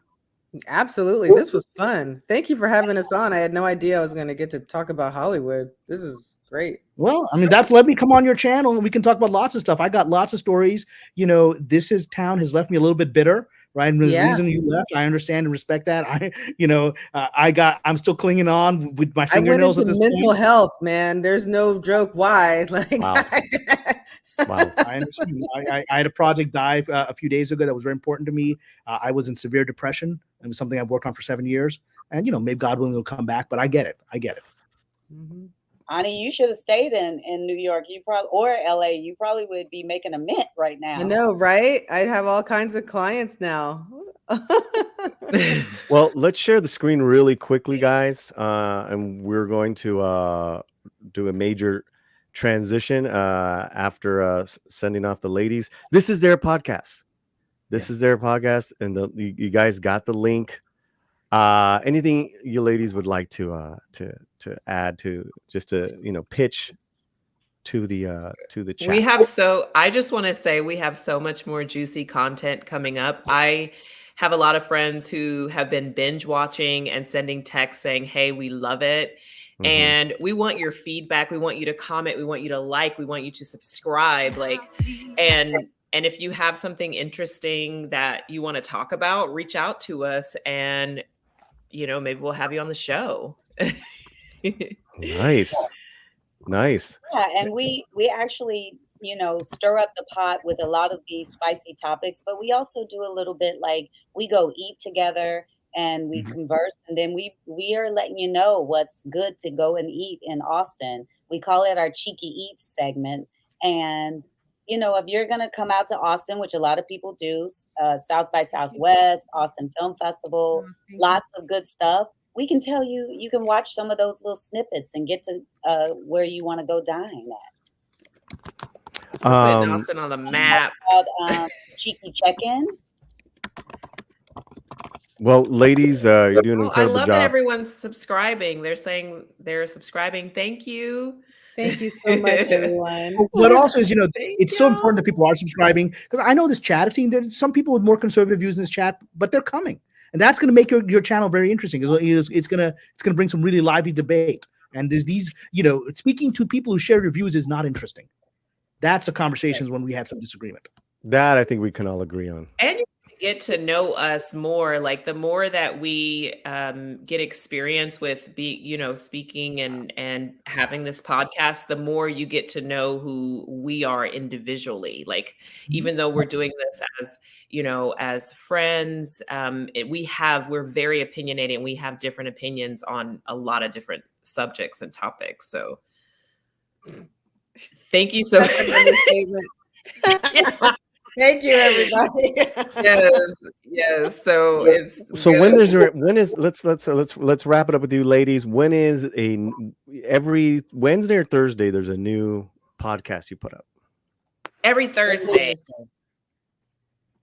Every Thursday at 9 a.m. tap in Central Time. Echo chambers suck, Tamika. I gotta throw that at her. I just gotta give her a little hard time. Echo chambers. Well, you know how you can tell it's an echo chamber? They don't want me on. Look, there are a lot of channels that used to want me on, and then they didn't like what I had to say. Then they don't invite me back anymore. Well, I mean, we would definitely have you on, Cameron. We would love it. Well, ladies, I know it's a little later over there, and with Cameron it's even later. So I'm gonna let you ladies go, and I really love and respect your podcast, your talents, and your time here. So thank you guys. This was awesome. Thank you so much for having us. We appreciate you. Have you. my email in the chat. Please write it down and get in touch with me. I got it written down, Cameron. I got it. Just send me an email. Let's do it. Thank you, Paulie. Thank you so much. Assalamu alaikum. Alaikum salam. Peace. Gotta do this. Can I say one thing? We also appreciate your subscribers, and thank you guys so much for tapping in. Nice. She loves you. She loves you. They got thick skin. I was just giving you a hard time. Look at that face. Look at that lovely face. You can't be upset with her. Come on. She's lovely. Bye, everybody. All right. Bye, ladies. Bye, guys. Bye. Thank you. Wow, my brother. Great talk. Lovely ladies. Great talk. You can tell they're ladies. sincere, they're intelligent, and they're speaking from a place of passion. Not everybody agrees with everything I've said, but they are good people. You can see they're good people. I've been on channels with people. I'm like, I don't think this is a good person. I don't want to stick around on this talk much longer. These are good people. Yeah, I think having you on their podcast would be wild, man. Mm-hmm. Wild. It was supposed to be what, a 15-20 minute talk. I mean, they were here for an hour. Like, it just flew. And in the chat, and the audience was engaged. Our chat was engaged. People were excited to talk about these things.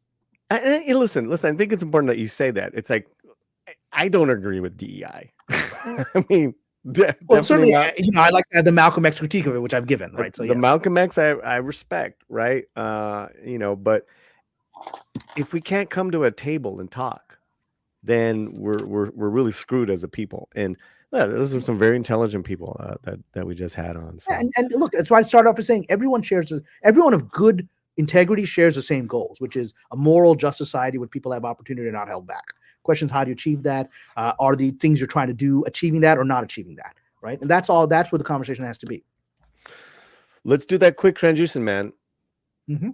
Because we originally set this for last Thursday night to talk about Bob Iger, everything going on. And then even between from now and then, there's been more news. It seems almost every day there is some scandal, some crazy news from Disney, from Lucasfilm, from Bob Iger, fake Ray movie. What is going on? Where would you like to start? Where would you like to talk about this? Well, I think we should give the context of why it's so much news, right? Which is this week is the culmination of a several week-long process of a proxy vote where Disney is going through a major challenge. The Disney board, the current leadership, is going through a major challenge by several investment groups. One of the most prominent ones is the Trion Partners, led by Nelson Peltz, who's one of the largest shareholders, who feels that Disney has been mismanaged for several years. I tend to agree with him, and that he's trying to get himself and Jay Rasulo, who was a former major executive of Disney who was fired by Bob Iger, trying to get him to come in onto the board. And at least they would be minority members, 2 members out of a large board, but they would be able to see what's on the books. They would be able to see confidential things, and they'd be able to challenge groupthink on the board. And Iger has been fighting very hard to keep them off for his own reasons. He doesn't want them doing any of those things, right? Which is a clue that there's maybe stuff that they don't want people outside buddies to know about, which is not a good thing in a public corporation, something of one of this scale. So that's what's been leading up to it. And as a result of this war, a lot of news is coming out. Now, what's been surprising people, I think, in Hollywood is that this Nelson Peltz guy, despite Iger's best efforts to portray him as a wacko, crazy guy with no Hollywood experience who shouldn't be anywhere near, it's like putting a nut in the cockpit of a plane who has never flown a plane, right? Despite that, he's getting a lot of support from surprising people. This weekend, one of the news was CalPERS, which is the California Pension Fund, huge fund, one of the biggest pension funds, I'm sure, in the country and the world. To everyone's surprise, backed Peltz, the rebel. Now, all the other major funds, or many of them, like New York Pension Fund, backed Iger, which is what everyone expected. But CalPERS in California, in liberal progressive California, CalPERS is backing this guy that is being portrayed by Iger as a right-wing nut Trumper, whatever. And CalPERS is backing him. Means there's more to, than what we're seeing. And there's a lot of people upset. So a lot of what we're seeing in the news is the result of this war. And because it looks like there's a real competition for new people to get onto that board, things are breaking in the news. And I've broken a few bit of information a few days ago that seems to be confirmed now by more information getting out. So we can talk about that. But now I'm just going to pass it back to you to talk about what's happening. Well, I'm just looking at your Patreon, right? Yeah. Like you said, trade worry for Iger as CalPERS supports Peltz. Mm-hmm. Okay, and you keep the Disney proxy war worsens. Going back, right? And then Favreau ruthlessly throws Bob Iger under the bus. What was that all about? That was just 4 days ago. Yeah, it was 4 days ago.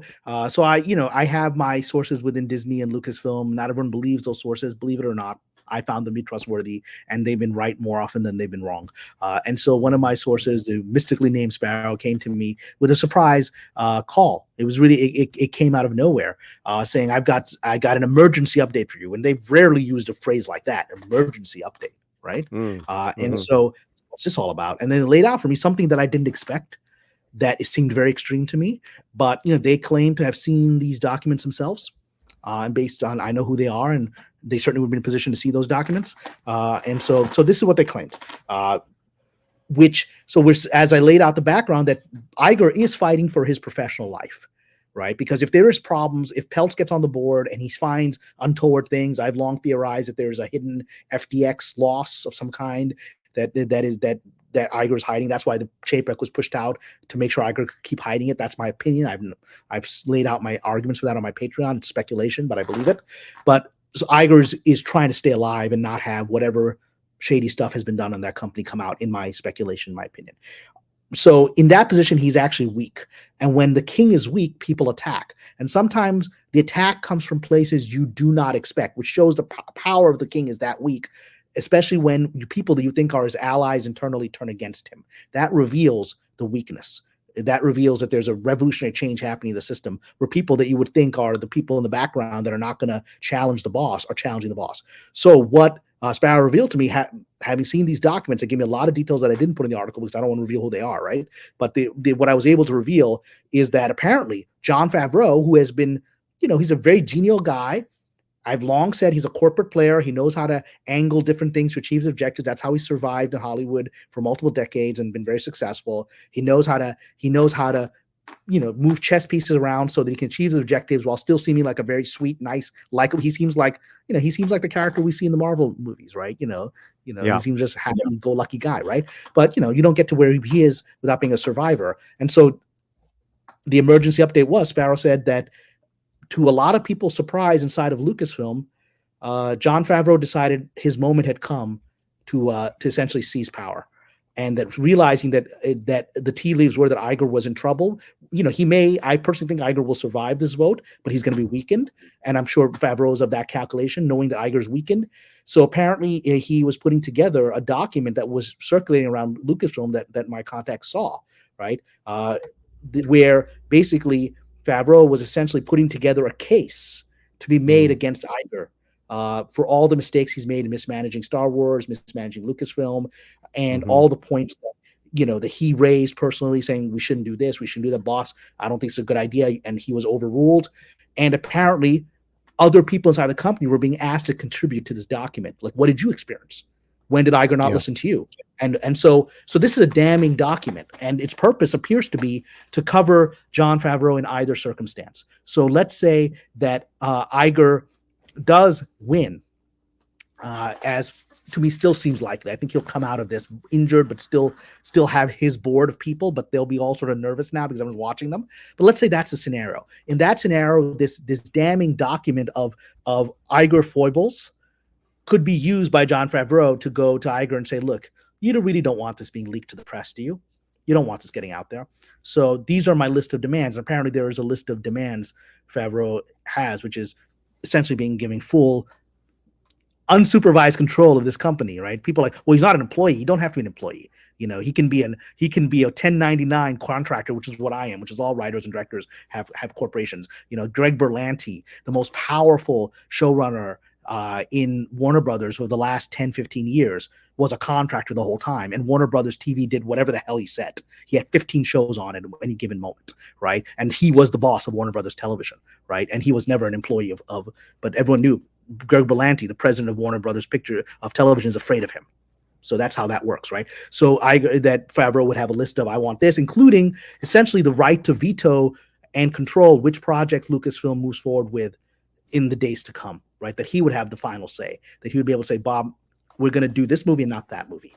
And that he was using that as leverage. And in the other scenario where Peltz does get a board on the seat, well, then he's got leverage to go to Peltz and go, if I don't get these things that I want, I can give you this document, right? And that you can use against the board for allowing Iger to mismanage this company. And I have the evidence, right? So he wins either way because he has pressure against Iger in either circumstance. Iger wins or loses, he still has the pressure to say, you're going to give me what I want. And that is the action of a very dangerous and very ruthless man, because even Sparrow, who knows Favreau, known him for some time, was like, I didn't see that coming. I didn't see that as something within his character. And then I realized how scary this guy is. This guy, because it's not just a private thing. He's apparently having other people input into this document. And everyone's like, yeah, boss, whatever you want. They're scared, right? Because the fact that they're more scared of Favreau than Iger and they're willing to spill guts shows the power dynamic. Now, that's a shocking thing, right? And my source said it's shocking. And I wouldn't report that, first of all, if I didn't believe my source. And the very fact that their reaction was, I didn't see this coming. I'm shocked. I'm a little scared. But I'll tell you this because, it's hard to identify them because the document is floating around Lucasfilm. Multiple people have seen and contributed to it. So, I wouldn't report this if only one person had seen this. And then that would identify who my source is and they'd be fired, right? So I wouldn't do that. I mean, so much. You could literally do a podcast, a day, like your daily intake of what's happening over there, and it would be a successful podcast.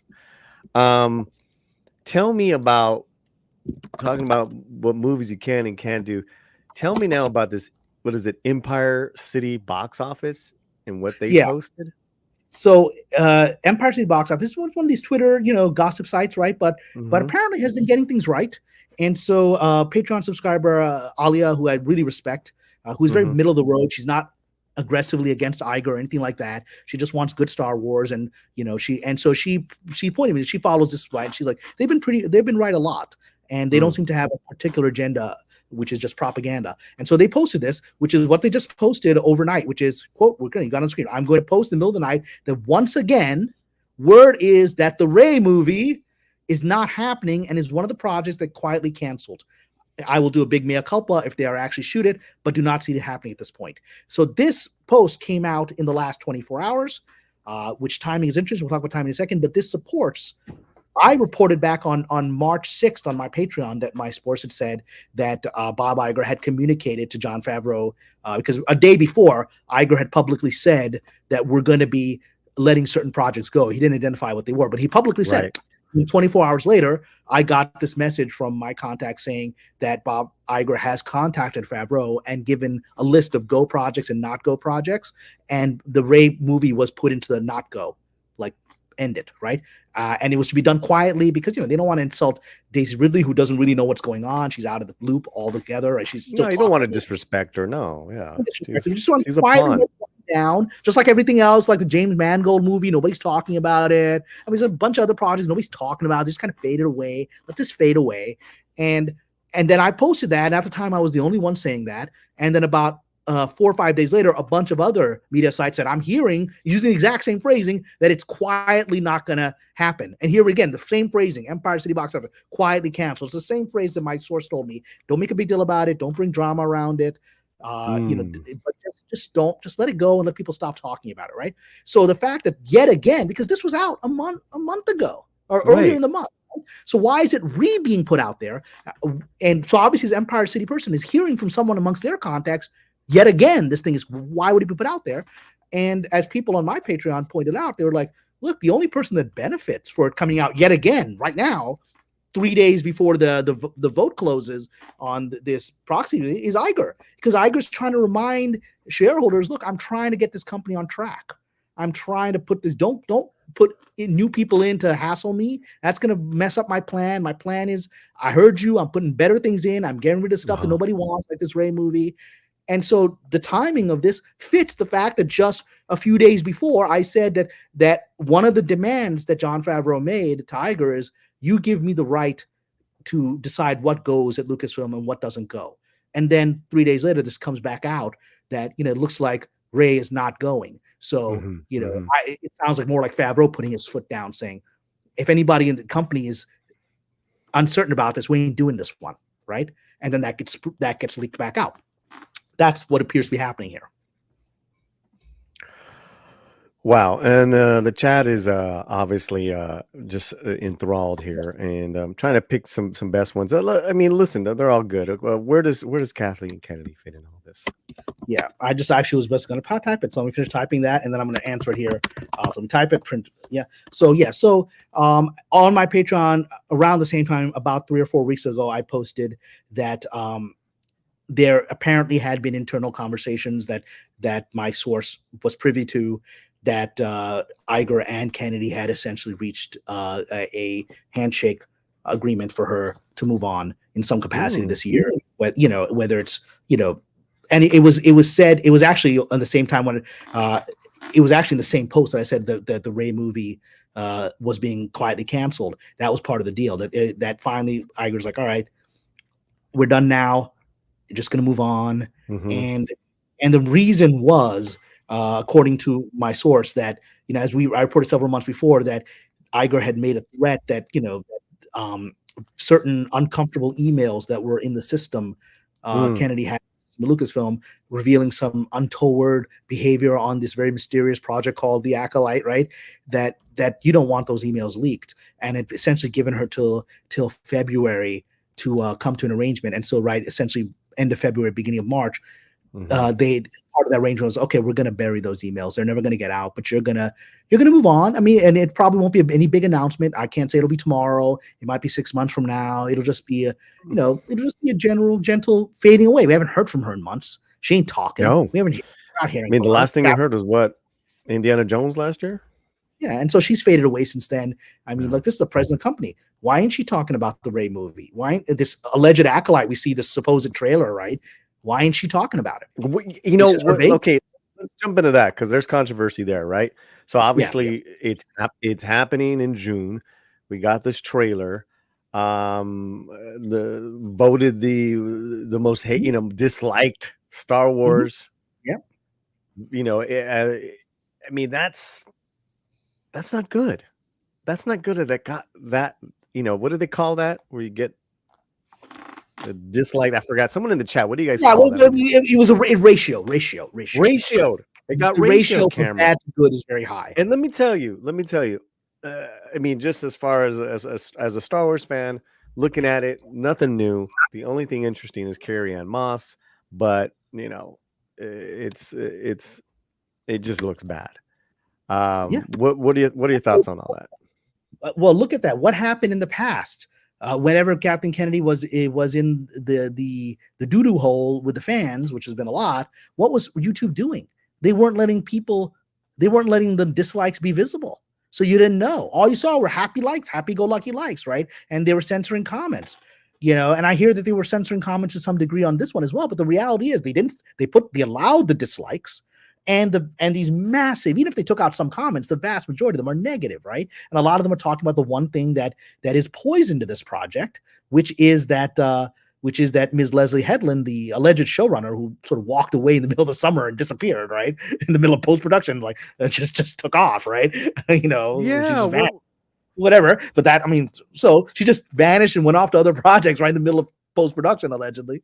Not normal, but but that her connection, and people talk about in the comments that she was Mr. Harvey Weinstein's assistant for several years. And, let's just say many people are of the opinion, or they believe, they speculate that she likely would have been at least somewhat aware of, perhaps even facilitating some of his nefarious relationships with women that he was quite infamous for in this industry, right? Someone in that position certainly knows what's going on. And yet here she is, someone that is being championed as a Me Too and DEI representative, who is that person, right? And so people are making that comment. A lot of people don't necessarily know that there's a show from somebody who was Harvey Weinstein's right hand. And so that's a very ugly comment to be allowed to be on that. You would think they would censor that, but those comments are all over. So my view is that Mr. Favreau, for reasons I talked about on Patreon, because yes, I did predict, and people criticized me for this, I did predict last summer, based on information that I had at the time, that the Acolyte would never see the light of day, right?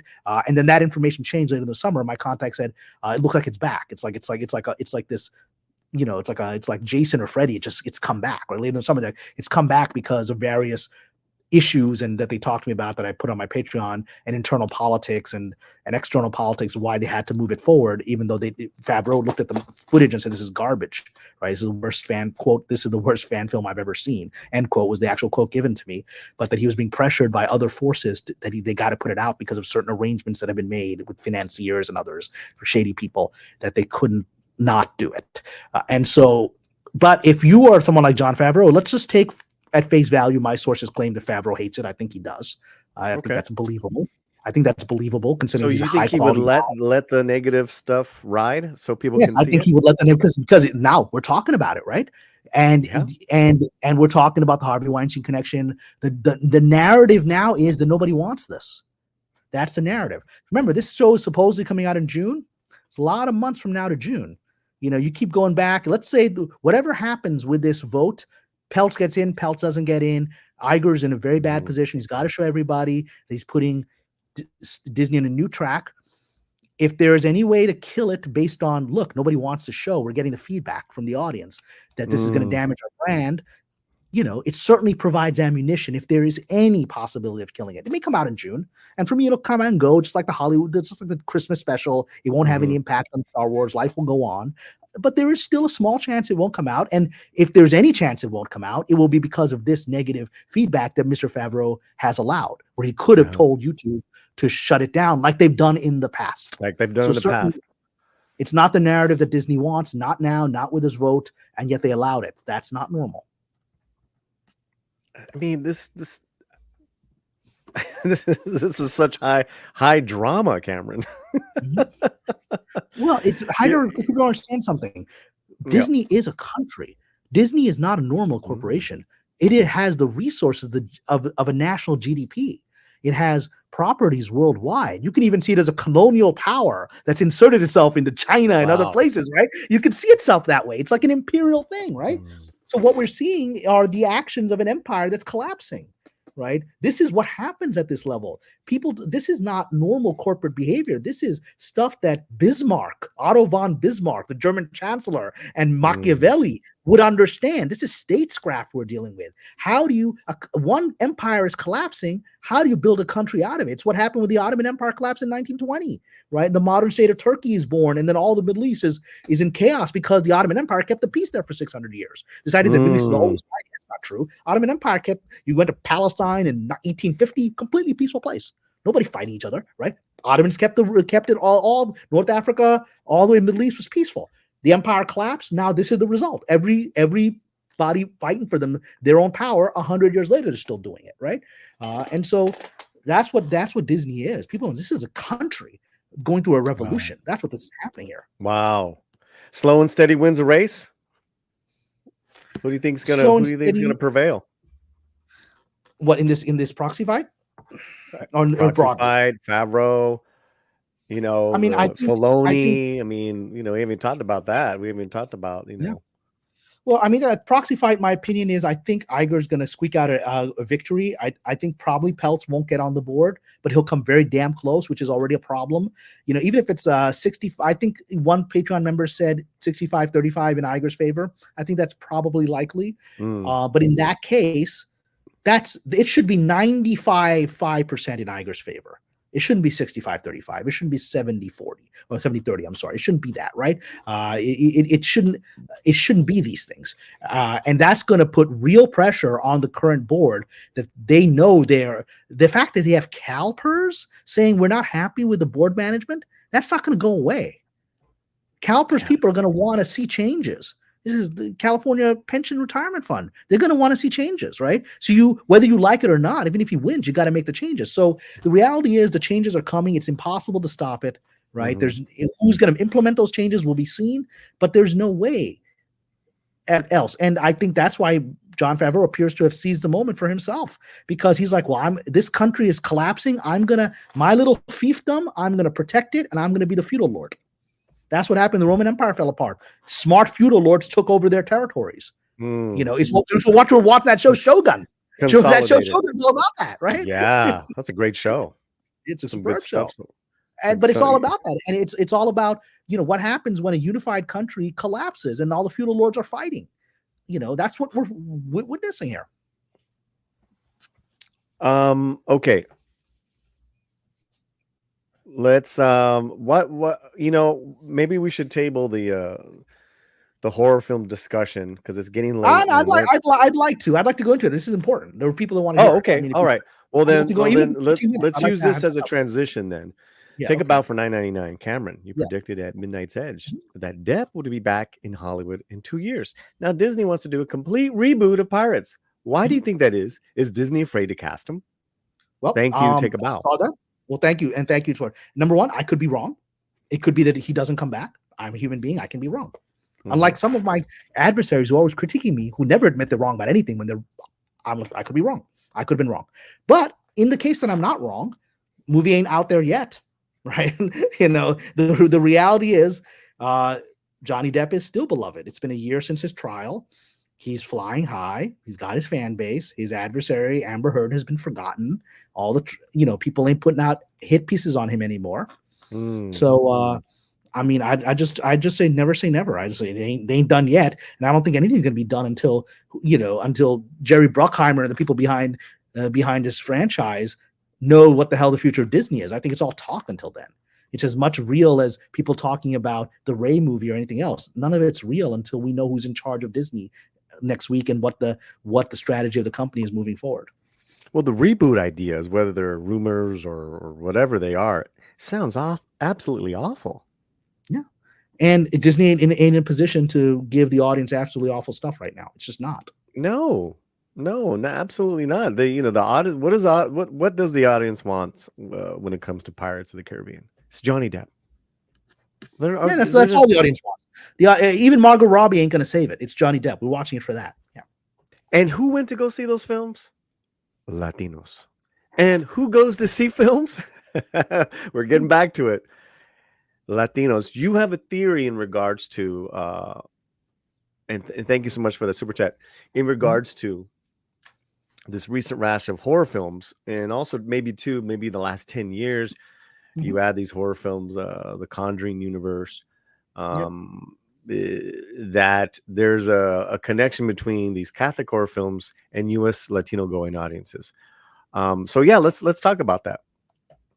Yeah, I mean, so look, again, remember, Hollywood doesn't have a deep understanding of the Latino community. It has a very superficial understanding. Like, they were shocked to discover that many Latinos were pro-Palestine, that Melissa Barrera's perspectives were popular, that Latin American countries are pro-Palestinian, and I mean, they're shocked. They didn't know that because they don't know anything about this culture, right? They just barely know anything about it, right? I mean, let's be frank. Most of the executives I work with, the only Latinos they know are their Mexican gardener, right? I mean, let's just be straightforward as possible. That's the level of understanding, right? That kind of I'm the king and these are my servants, right? That's how they see it. So Latinos, however, have proven that they have their own dynamic, their own culture, and they're going to do what they want. And now we're seeing they're dominating. They started being noticed in Hollywood for dominating horror films films. Paranormal Activity was the moment where people started noticing that that Paranormal Activity was skewing towards Latinos. So they started making Paranormal Activity movies in Spanish, and then that started a trend, as we talked about, where other movies where they brought in Melissa Barrera, Jenna Ortega into Scream to resurrect Scream, right?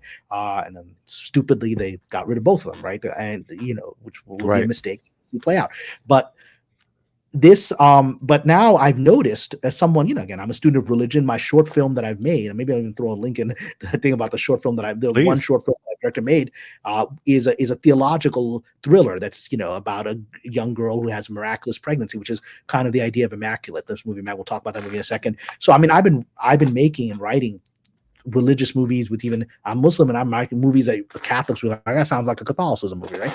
So well, the other one of the stereotypes that Hollywood has, which is a fair stereotype, is that Latinos are very Catholic. And I think largely that's true. And they take their religion seriously, I think more than maybe other communities to whom religion is more of a cultural pastime, whereas Latinos take faith seriously, right?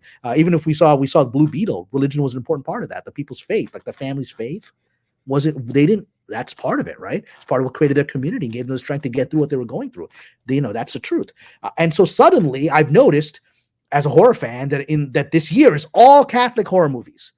I mean, we're going back. It's like they're all flooding in at the same time, right? So I just saw the Immaculate, which is a Catholic horror movie. We've got Omen, Beginnings, right? The first Omen movie coming out in a few weeks, right? And there's several others we can listen, but this is where we're going. We just had recently Exorcist sequel, which I didn't bother to go see because the director, I think, ruined the Halloween franchise. But again, why is the Exorcist coming back, right? With demons and Catholicism and this. So this is what we're seeing now. We're seeing a return of Catholic horror movies that we saw in the 70s. The Exorcist, The Omen, all these things, and they were heavily Catholic, right? They weren't Islamic. They weren't really Eastern Orthodox. They were very specific religion, because all Hollywood sort of knows is Catholicism. And now it's like, well, all it knows about Latinos is that they're Catholic. So suddenly it's making these horror movies that are Catholic oriented, and that's becoming a trend. And so the Immaculate, and I had a friend on my Patreon was like, I don't know if I'm gonna go see it. I think just messaged me, they're not gonna go see it. Fine, everyone's free to see or not see anything. I thought it was a good movie. It was more of a thriller than a horror movie. And the critique, I think some of these right-wing loudmouths who are always trying to create drama to get clicks, PragerU and these places, came out and said, it's an anti-Catholic movie. I didn't think so, because it's no more anti-Catholic than The Omen is. The Omen is about the Antichrist, and this is, spoiler alert, that's an element of this movie. This woman has a miraculous pregnancy, and you discover that the people in this monastery or in this convent, while that they have, let's just say, devilish intentions, that maybe this isn't a good pregnancy of a divine savior, but something negative, right? And that's the point of the movie. The girl herself is, Sydney Sweeney, Sydney Sweeney is becoming like the biggest actress in town. She's going to be the next Margot Robbie. She's producing films. She's making hits, right? And she knows what the audience wants. So that movie, when I saw it, audience was packed, right? And so, and the whole point is she is the Immaculate. She is the righteous Catholic girl who chooses to become a nun, who gets pulled into sort of a devil worshipping satanic cult that's trying to use her, right?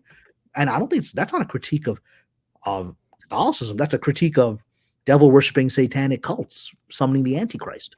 That's a critique of that, which is what The Exorcist is. The Exorcist is, a critique of demonic possession, and The Omen is a critique of the Antichrist. So anyone who sees The Omen and says, "Well, that's an anti-Catholic film," I'm like, what are you talking about? The villain is against the Catholic religion. He's an Antichrist, and the Antichrist is also in Islam as well. So and so it's it's just, I think that, again, my opinion as someone who is openly very conservative is that a lot of the conservative media is just big talkers to get clicks. I think we've seen a lot of that with the Daily Wire in recent days. I think a lot of people realize I've warned for over a year that the Daily Wire is, in my opinion, a fraudulent company, and with other agendas that they use to mask. They use conservatism to mask pushing other agendas. And I think Prager is the same. That's my opinion. So I think these guys are just manipulating conservatives to get them on board with other issues. And so they'll try to write them up like, this is anti-Catholicism. I was like, well, Prager doesn't give a crap about Catholicism. Daily Wire doesn't. I think we've seen that recently, that Daily Wire is really not that friendly towards Christianity. I think Prager can be said, but they'll use it for their agendas. So I like this movie, and I didn't walk away thinking this is anti-religion. I walked away thinking here's a heroic, righteous Catholic girl who is a clean-hearted nun, discovering she's been pulled into an evil plot of Satan worshipers and is fighting that. That seems like a pro-Catholic movie to me. I haven't seen this film, Immaculate. What were you? Yeah, I think it's worth watching. And if you disagree with me, let's do a conversation, because I think it's worth watching. Yeah. Anyone in the chat, have you checked out Immaculate? I hear it goes pretty off the deep end, that last part. Not that that's bad, but it becomes a horror movie. It becomes like The Omen. I mean, here's a spoiler alert to anybody who watched the original Omen. The Omen is you realize your son is actually the Antichrist. What you're gonna do? You're gonna have to kill your baby, right? The Omen gets to a really ugly, scary place. Can a man kill his own son? His baby? Can he kill his baby to prevent it? I mean, that's a really ugly thing, right? Yeah. But he went there.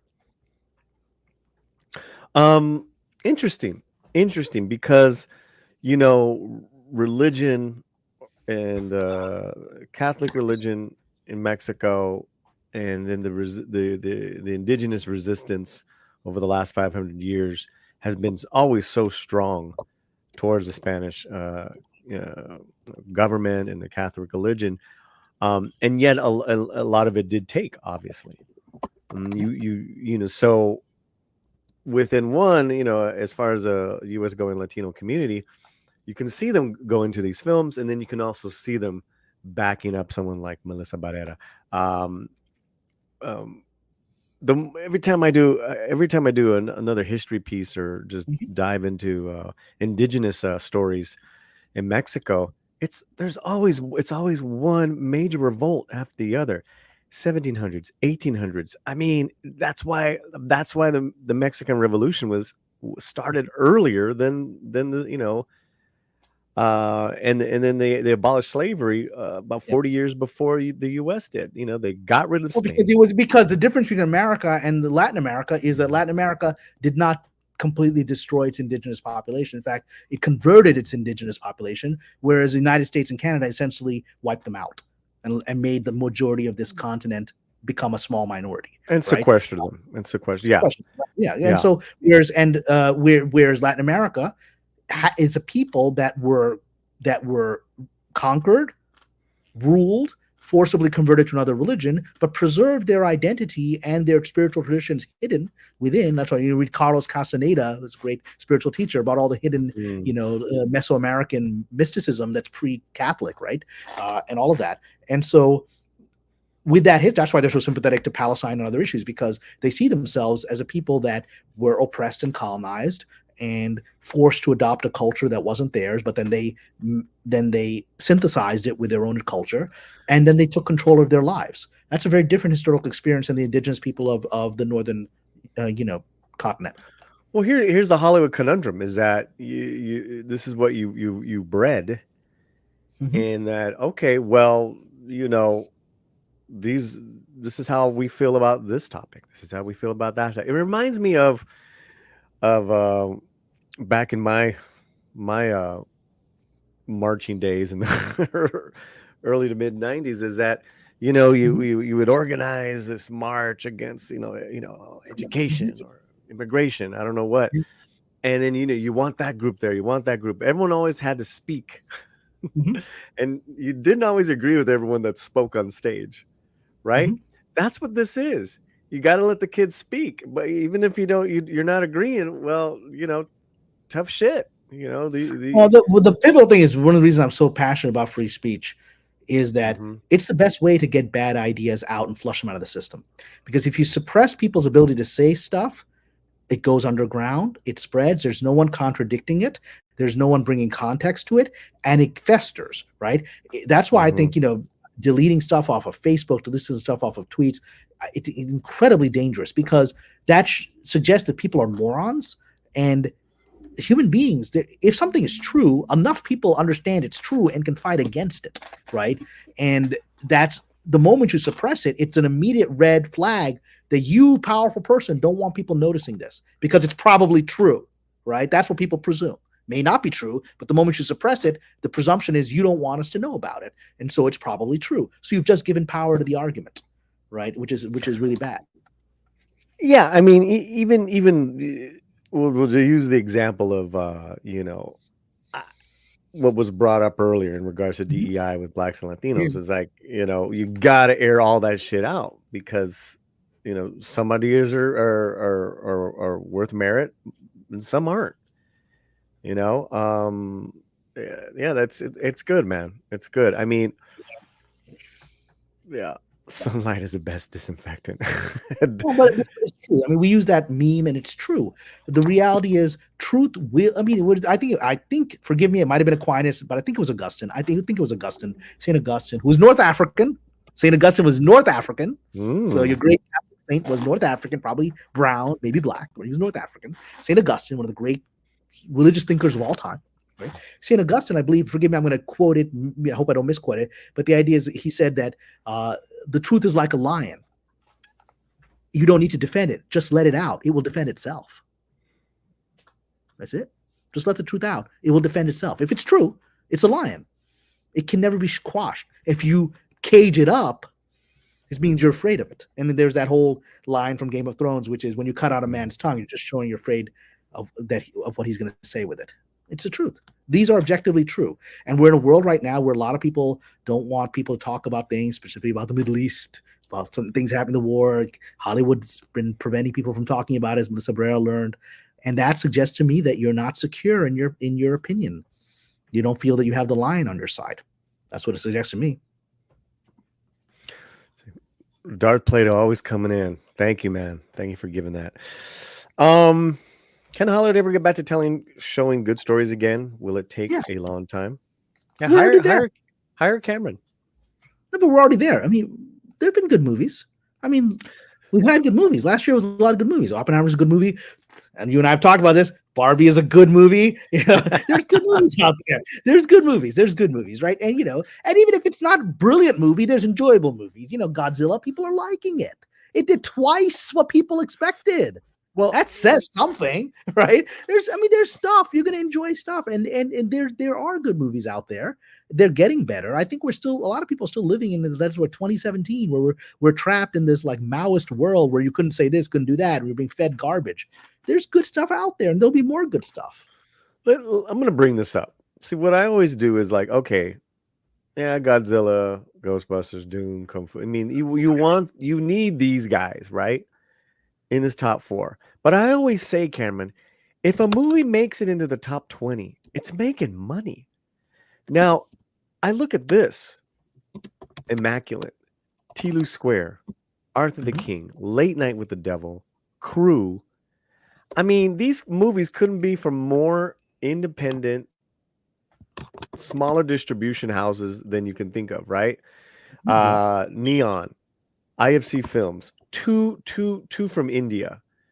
And again, Lionsgate.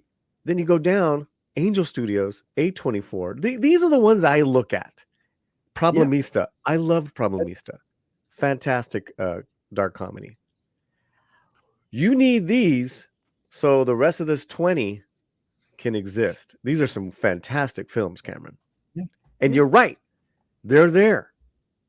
Right? They're there. People like Bob Marley. They liked the Bob Marley movie, Loved right? It was a bigger hit than Hollywood expected, right? They were shocked that people went back, watched it a couple of times. They were startled by that. The industry, again, part of the industry is racism. Who cares about this black dude from Jamaica? And I know people clearly did. White people clearly did because he's such an icon. 175 million. 175 more than they expected. Yeah. I think they weren't. It's like I don't want to hear about this man who was a father and was so doing his thing, and I think also too in the film. Did you see the film? Which one I'm talking about? And Bob and I've not seen it yet. I'm gonna go. There's a moment that they and it's in the movie where they try to go after one of Bob's friends that's there in Jamaica for being and he's a white dude, And Bob's like, no, don't be doing that. We're not about that. And it's in the movie. And also, too, the fact that Bob Marley's half white. It's in the movie. It's fantastic. I don't think Hollywood wanted that. That didn't fit their narrative. And look at $174 million later. Yeah, because Hollywood again, why is it shocking to people? Because Hollywood can't believe people are going to watch a movie about this guy, right? Yeah. I mean, it's again, these people that I work with are racists who voted for Obama. That's who the people I work with are. They all, it's the cat. What was that fun horror movie? Where it was actually a very good movie, and I'm blanking on the title, but where the black guy comes into the rich white liberal community and he's trapped there, right? Because it's all like a sinister setup, right? Someone put the name of the movie. Get Out, yeah. I mean, Get Out is Hollywood. It's a critique of Hollywood. And the whole thing is like, I voted for Obama. I would have voted for him 3 times. That's an actual line in the movie, right? And they're the ones who do horrible things, right? That's Hollywood. He's making a critique of Hollywood. Well, and then the one that they wanted to push, the one that they pushed so hard and they wanted to be the huge hit was one of the most divisive, biggest flops this year so far is the Magical Negroes movie. Because they're trying to push a message, right? Terrible film.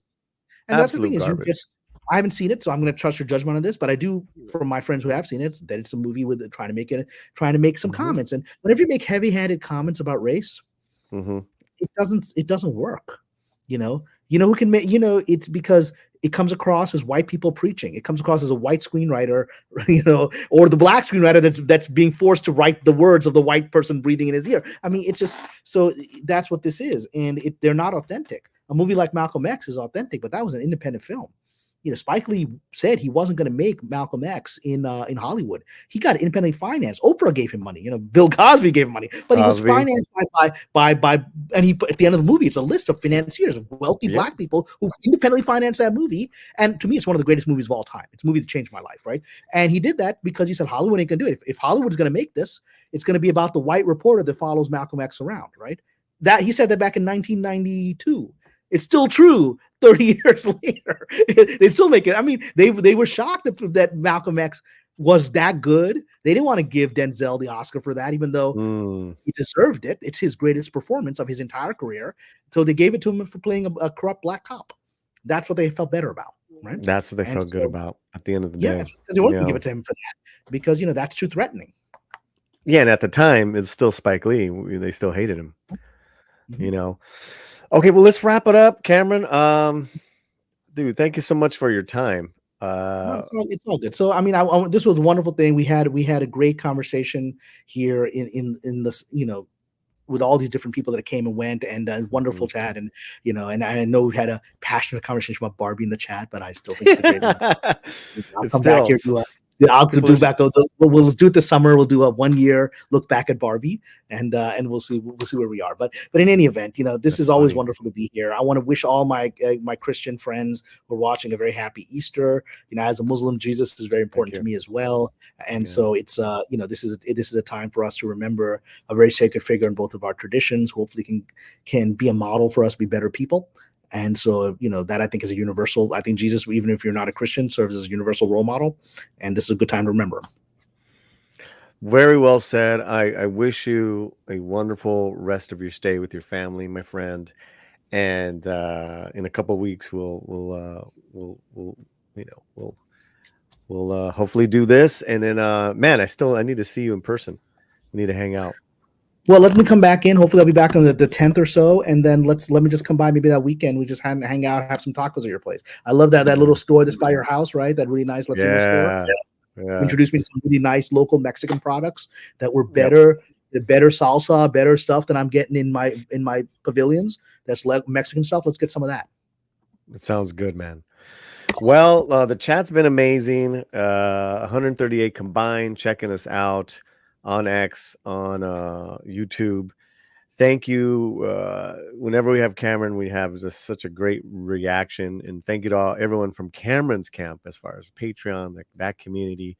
85 likes. Make sure you guys have liked this. And I am taking a week off. So what we have done is that we have set up new videos to premiere all week long for 7 days, but I am shutting it down. I'm going to turn everything off. I'm not going to check any updates at all. If you personally have my number, need to get a hold of me, you know how to get a hold of me. But it is a must, and we're me and Romy are traveling tomorrow, and we really need this. I'm sure you understand, Cameron. No, look, why am I here in Pennsylvania right now? Okay. Yeah. You need to get away from LA sometimes. That's right, man.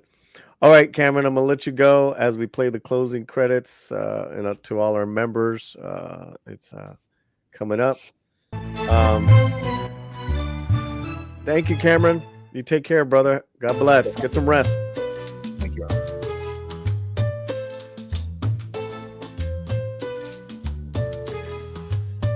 Well, thank you guys so much. Wow. Thank you to the Cheeky Cauldron. Thank you, Rosa Pata. Thank you, Kamran Pasha. Thank you to the members of The Slant. The members. You're up there and you're here as well. Dark Plato, Sander, Julissa. I know there's a couple other earlier as well. Shanatsky. Let's thank all these other people that came on through. Visinger, Vinny, what's up, Vinny? Bonzo, Equalizer, US Dutch Kitty, Gemas, Marinus, Mike's Loves Cats, Palpatine, what's up, Papa Palpatine? Saying goodnight, Rooftop Korean, The Equalizer. I'm gonna thank you. I am checking out, man. This is it. This is it for 7 days. Check out on our homepage. You'll see it's called Premiere Week.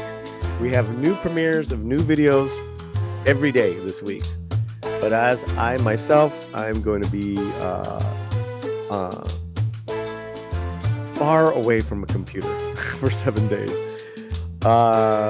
US Dutch Kitty, thank you. All the people that did super chats, thank you. All the people that hit the like.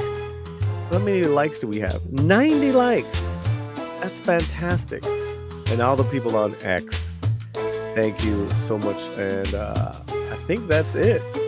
You guys have a good night. Wherever you're at, keep that